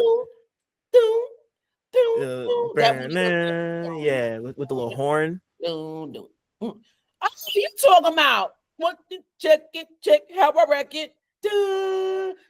With the Fat Joe sample. No. I'm talking about it's just like there's like a horn, and it's just like it's like a little piano plink, like a bling. Okay, bling, bling. I'm just making sure because I'm like, yeah, that's Rugged Rough. So like I bring that up because like, you know, like I just love the way her voice sounded at first, and like I would just get lost in the flow, and then you get older and like you just like start to like really break down what she's saying, and I'm just like, she has one of the I'm just like voices in hip hop. Yeah, she was like to me that's like a like that project's a slept on classic in the same way that like I felt that same way about De La Soul's Balloon Mind State, you know, like just being. You know, like just being able to like, you know, like having the albums come out and being able to like sit and listen to that album for the first time in years. And like, that's my favorite De La Soul album, if I had to pick one. And it's because it's one of those that you got to like sit with, and like, you're not going to get it. You're not going to get like 80% of it at first. That's just weird. You know, they were just on their own planet, and you got to like build the ship and go to the planet. You know, like I appreciate music where you got to like, where like, you either have to meet them halfway or you got to like really go out your way to understand what the fuck they're putting down. And I think that's how like, food is, because you know everybody was like, oh, Mad Villainy, both like great albums, but I know the impact that Food had because it was like a slow burn. Because I mean, Mad Villainy, crazy album, because that, you know, they both came out in the same year, so. It was kind of one of those things. I love seeing Food. Yes, people are revering Food the way it should be revered. Yeah. You know what I mean? Because that it you know, it to me, it's like my second favorite after Doomsday. And it's, you know, finding out that it is actually the actual follow-up to Doomsday, it just makes perfect sense. Yeah, it's like Food is my favorite Doom album, and like I'm not just saying that because it's the 20th anniversary. I've heard like, trust me, many people like. I love that. I love that. I love that because I was like, you know, you just don't know what's gonna happen. You know, when you do the songs and turn them in, you don't know what's gonna happen. Cause like when I first heard it, I had heard it a couple years after it came out, but it took me until this year to realize that people weren't jacking it like that when it came out. Like I went back and like read old reviews and everything, and like people were like, "Oh, it's whatever. It's not that great." Like I was like surprised. I was like, this has been my favorite album of his since I first heard it. So it's like kind of wild to consider that it just wasn't like, it's kind of wild that it was a slow burn and it took 20 years and the plaques for people to be like, oh, like this is the one, you know, because like to me, to be even more clearer, Mad Villainy, Doomsday, or this could be the best one. Like those are like my three that constantly rotate in and out. Mad Villainy went platinum. It went platinum earlier this year. So just even that, and then with, you know, the platinum singles on Food, Rap Snitch Knishes. One Beer. And I was talking to Fantastic. I'm like, do you realize that y'all's song is the most streamed MF Doom song ever? Like, do you understand? Yeah. And y'all don't even know who this man is. He getting the platinum. And nobody even knows who he is. I love it. It's just it's incredible. Perfect. It's so perfect. It's so fitting. It's so perfect. And nobody will ever be able to duplicate, as much as they're inspired and influenced by him. You'll never be able to duplicate what he did. Yeah. Because it was his sauce. Yeah, and you know, It just was like his magic. I call it was his magic. It was his soul that worked for him. yeah. You know, you can marvel at it and be inspired by it, but nobody will ever be able to do what he did. And those and like the specific like circumstances that created him, you know, like yeah, just like everything that happened with KMD and Elektra putting them out to pasture, Sub Rock passing away, like everything that happened with Bob, and you know, just like you can't recreate that story because that mode of the record industry doesn't exist anymore.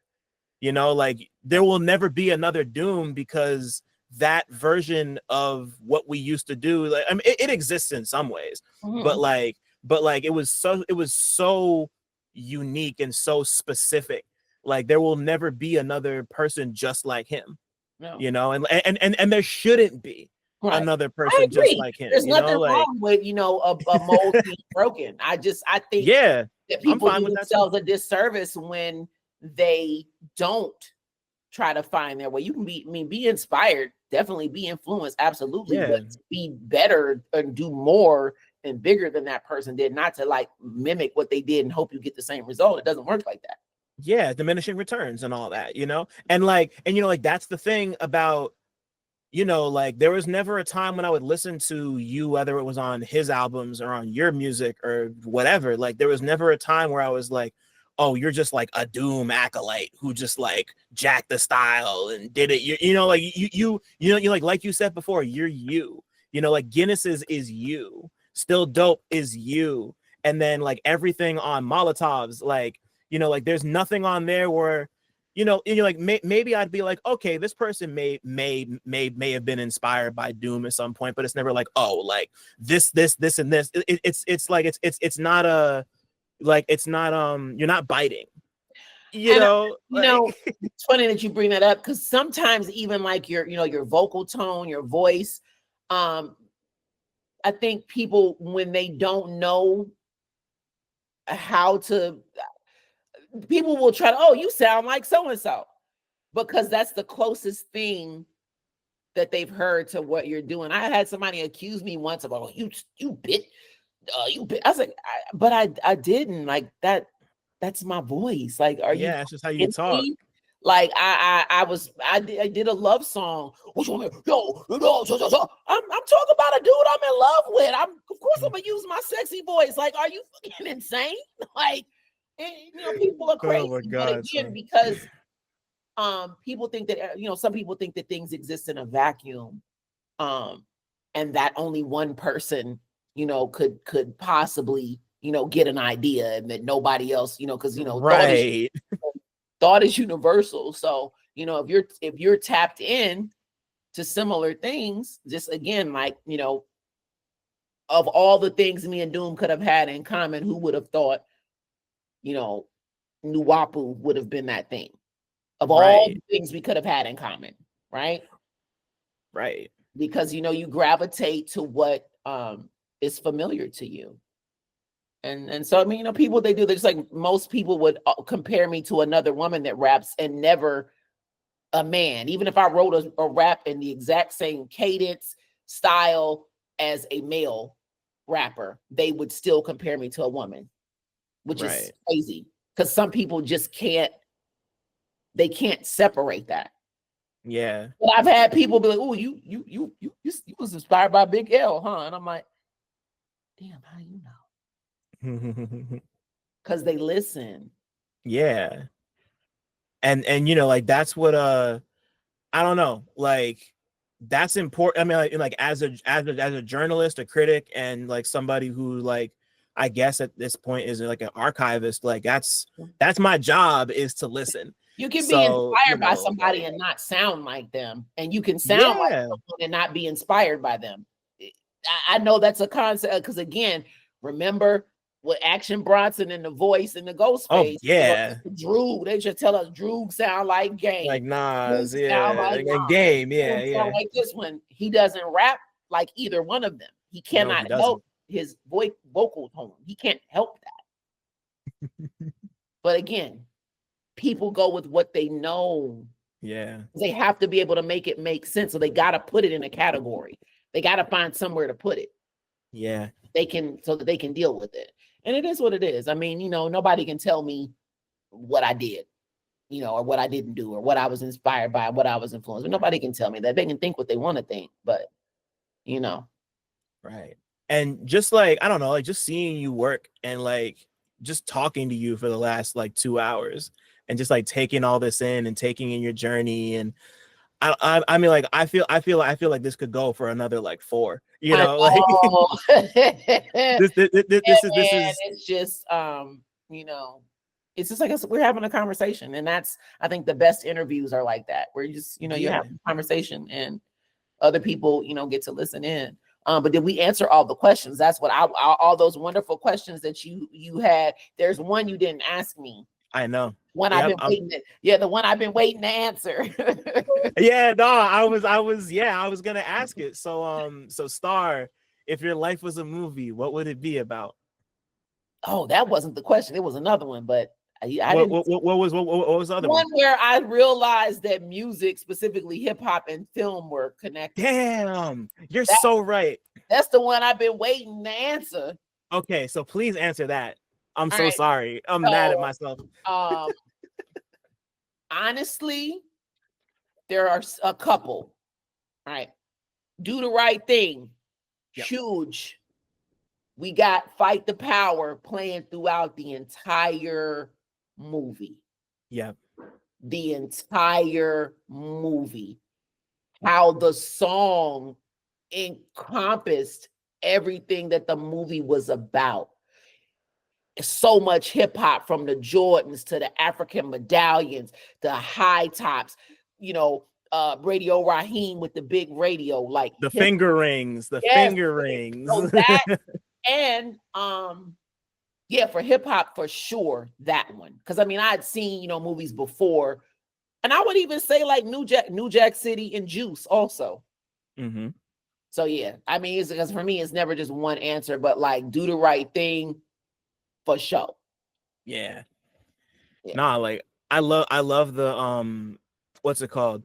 Even like I'm kind of removed from the context because I was like a little kid back then, but for some reason I love the DJ battle scene in Juice so much. I love seeing Omar Epps just like at the wheels. Juice was a big one. Juggling. I mean, it was all, and then having, an actual rapper, because I fell in love with Tupac as an actor, and then I bought Tupacalypse Now because I saw him in the movie. See, yeah, and that's what happened with CineMasai. I saw CineMasai as Harold first. I'm like, ooh. Then about a year later, Boxcar Sessions came out. So, yeah. And rest in peace to CineMasai, man. I was a rough one. Seeing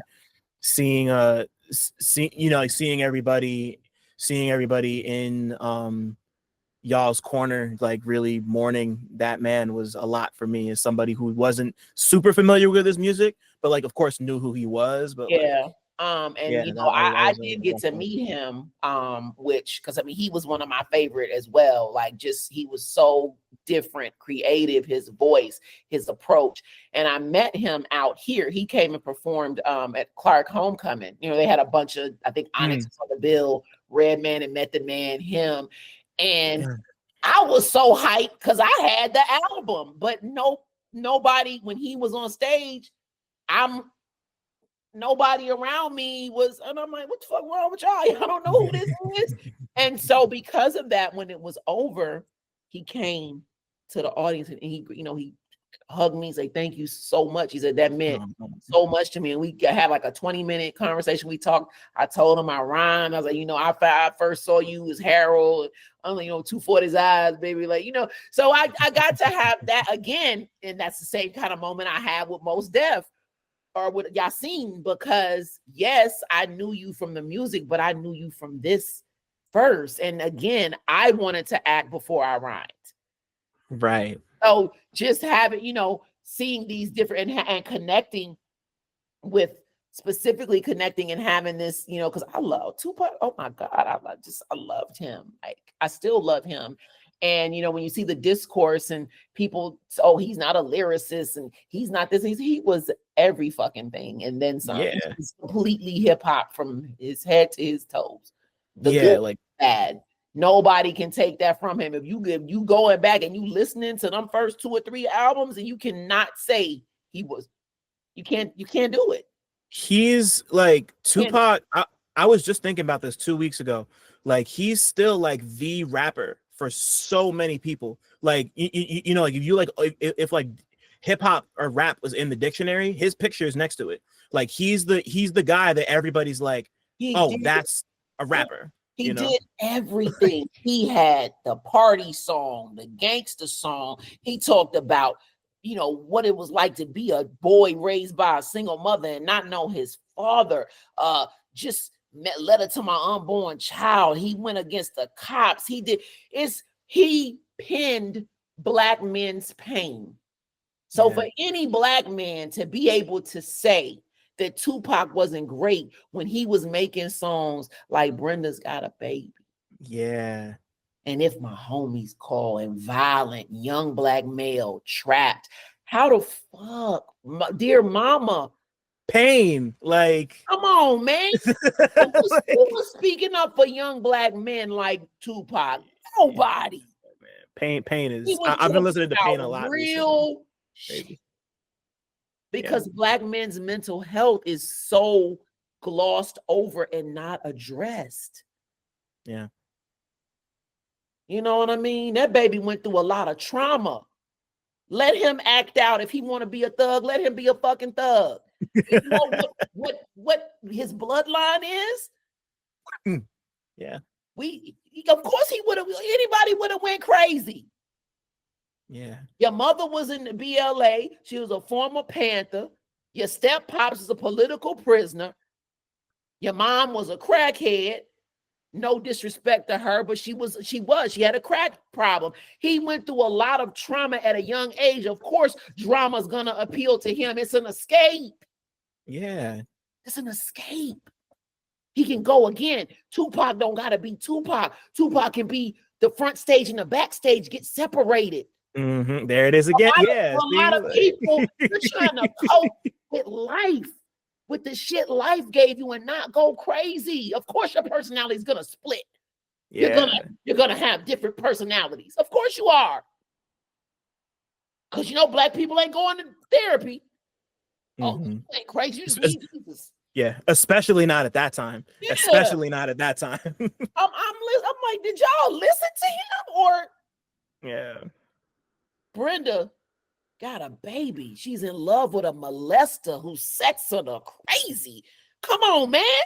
Who was making songs like that? Black people don't even want to talk about people in sexual abuse and being molested. Brenda is a real fucking person. We all know at least one Brenda. Yeah. Shit, your mama could have been a Brenda, not yours. I'm saying your mother could have been a Brenda. And your daddy could have been the molester. I mean, in life, people don't understand how, it just burns me up because it's the stuff that people don't want to face. Yeah. He talked about the stuff nobody talked about. We not supposed to talk about that. You don't talk about that. Why not? So it can keep happening? He not a lyricist. Mark Lamont Hill, crazy. Tell him I said it. He not a lyricist. Quote star on that, y'all. Like, I tagged him on. I tagged him on Twitter. That's hilarious. That's so funny.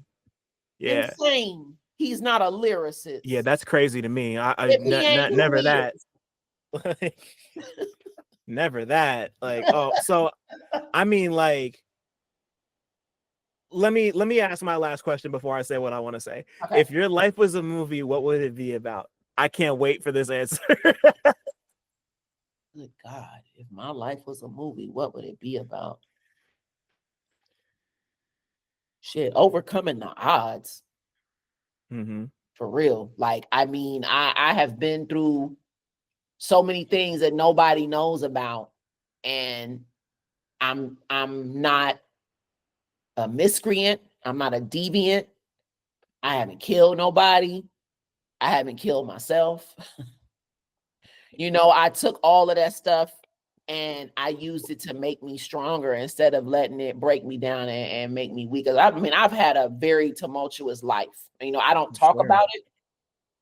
But I have been through a lot. So I would just be like, yeah, man, just overcoming the fucking odds. You know? Yeah. Like, yeah.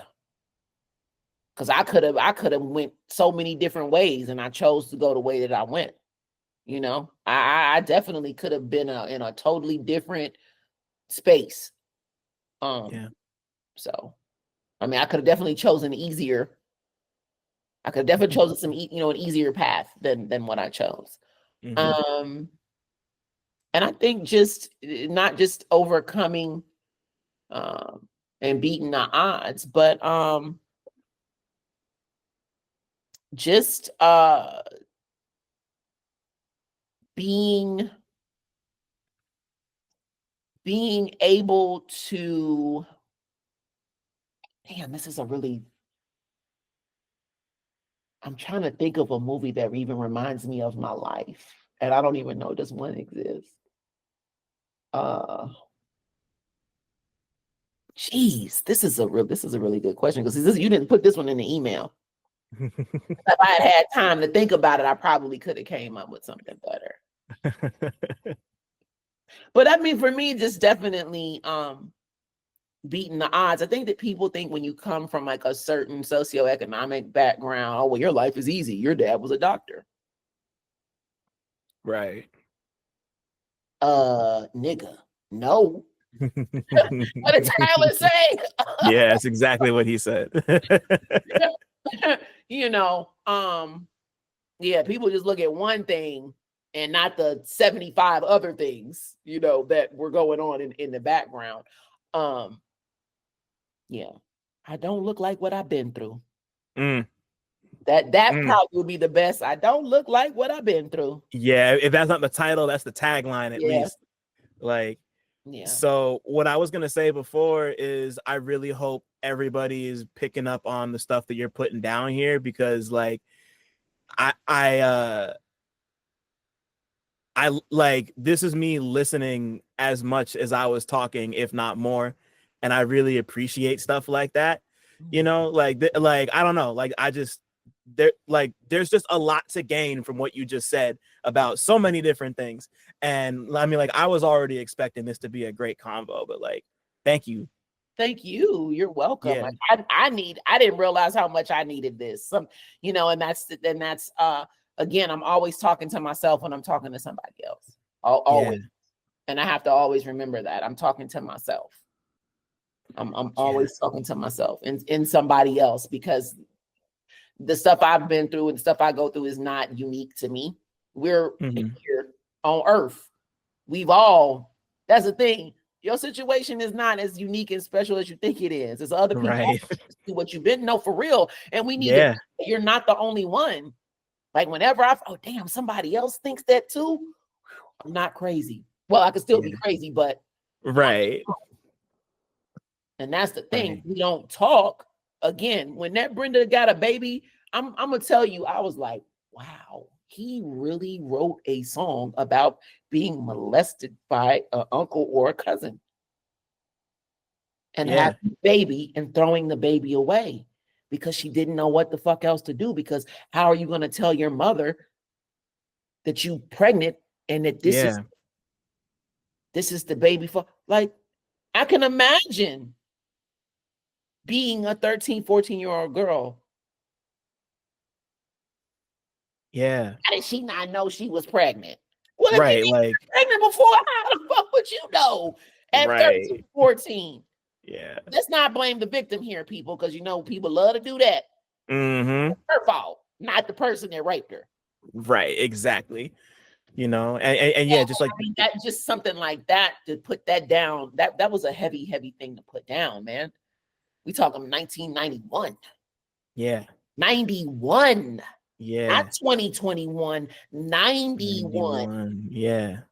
Nobody was okay. De La had, but that was even kind of around the same time. No. Yeah, like Millie Pistol and Santa. Yeah. But his was super specific and super direct, and it was like the lead single. Yeah, it was. Yeah, and it wasn't metaphor. Like, as much as I love Millie Pulled a Pistol, like Millie Pulled a Pistol is kind of like, that's like a layered song. You got to like really listen to it. He was very direct. It was like, this is what's happening. This is the story, you know, like, and just like the shame, you know, like and like the shame that lingers over like that character. Like it was just so vivid, and you can feel it. That song is crazy. You said everything I needed to say. Like, he just went. I mean, he just went, and then at the end, you got it. Yeah, but man, I would. Oh my gosh, let me tell you something, man. I love the passion, and like that's another reason. I went to the store buying that tape. I remember that shit. I think I went to Sam Goody. Wow. I remember going in the store buying that. Man. And see, like this is why I'm so happy to have you here. Like, this is why I'm so happy that you responded to my cold email, and that, like, you know, I mean, like the Dumile stuff is great, but like this conversation that we had was like, I can feel it in my bones. So, oh wow, yeah. Because I mean, there's a lot of platforms and people talk about hip hop, but I feel like y'all still not really including the woman's voice in it, and it's like there's so much to be contributed by women. I mean, we were hip hop heads too. We were there too. We were growing up on the music too, and I mean, our perspective is very, you know, valuable. When you know, people, you know, are talking to us, and not just concerned about whether or not Doechii had on pants or not when she performed. And you know, as dope as she is, that's what y'all choose is on. Right. If she was a fat man with his man titties out, nobody would have said anything. I love her, by the way. Yeah, she's great. No wrong in my eyes. Shout out to Doechii. She's amazing. Listen what she is with eyes. Listen. And like what you said, yeah, like that's important to me. Like, you know, like it's important to me that I'm not perfect, obviously. Like we all, like we could all do better. Yeah. But you know, like I just like, it's important to me to have women and not men and queer folks. And you know, like as somebody who's like queer myself, like it's important to me that, like, you know, not just like the guys' voices are involved in this conversation. Like you know, like I really do try to go out of my way to include as many women and as many femmes as I can. You know, like it's like it, you know, like I don't say this to like put myself on like I'm like, it's being done because it needs to be done and it's important. I don't give a fuck about credit. Like it needs to happen. You know, I mean, everybody, I feel like everybody, again, the representation, and it's the quality of the representation that matters, because we can all relate to certain things, no matter what the religion is, no matter what the race is, no matter what the sexual orientation is. It's like we're humans having a human experience. I mean, I've seen like, wow, that person is a fan of my music. Like, you say, "Ooh, that's pretty awesome." You know, to know that I have such a vast and varied fan base, you know? Yeah. And I don't necessarily feel like I have a target audience other than someone who can relate to what I'm talking about. Like, I just want this, or I need to, if you can relate to what I'm saying, that's beautiful, no matter where you're from. I love that. Because it's not going to always be somebody that looks like me that can relate to what I'm talking about. I love it when it is, but again, it's like, if you can relate to it, that says a lot. So as a kid from Jersey who grew up on all different types of music, but like rap specifically, like I've been in this since I was 9. I'm picking up everything you're putting down.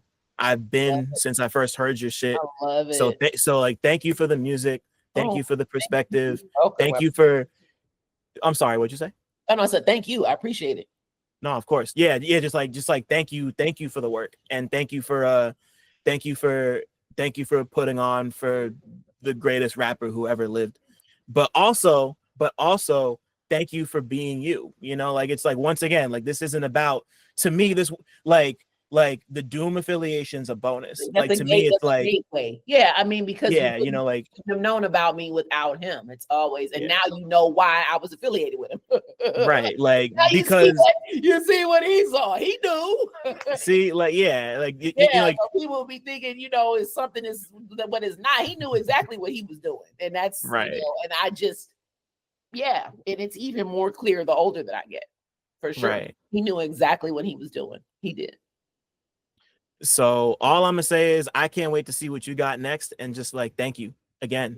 Like yeah, it was an honor. I knew he was gonna do 2. I said, man, we gonna do 2 hours. I already knew. That's why I asked, because I know me. It's all good. Like I said, I had, I'm off today. I don't have nothing to do. I got like an appointment at 6, I think, or 6:30. okay, cool. Oh yeah, we good. Like yeah, we good. That's why I was wanting to clear.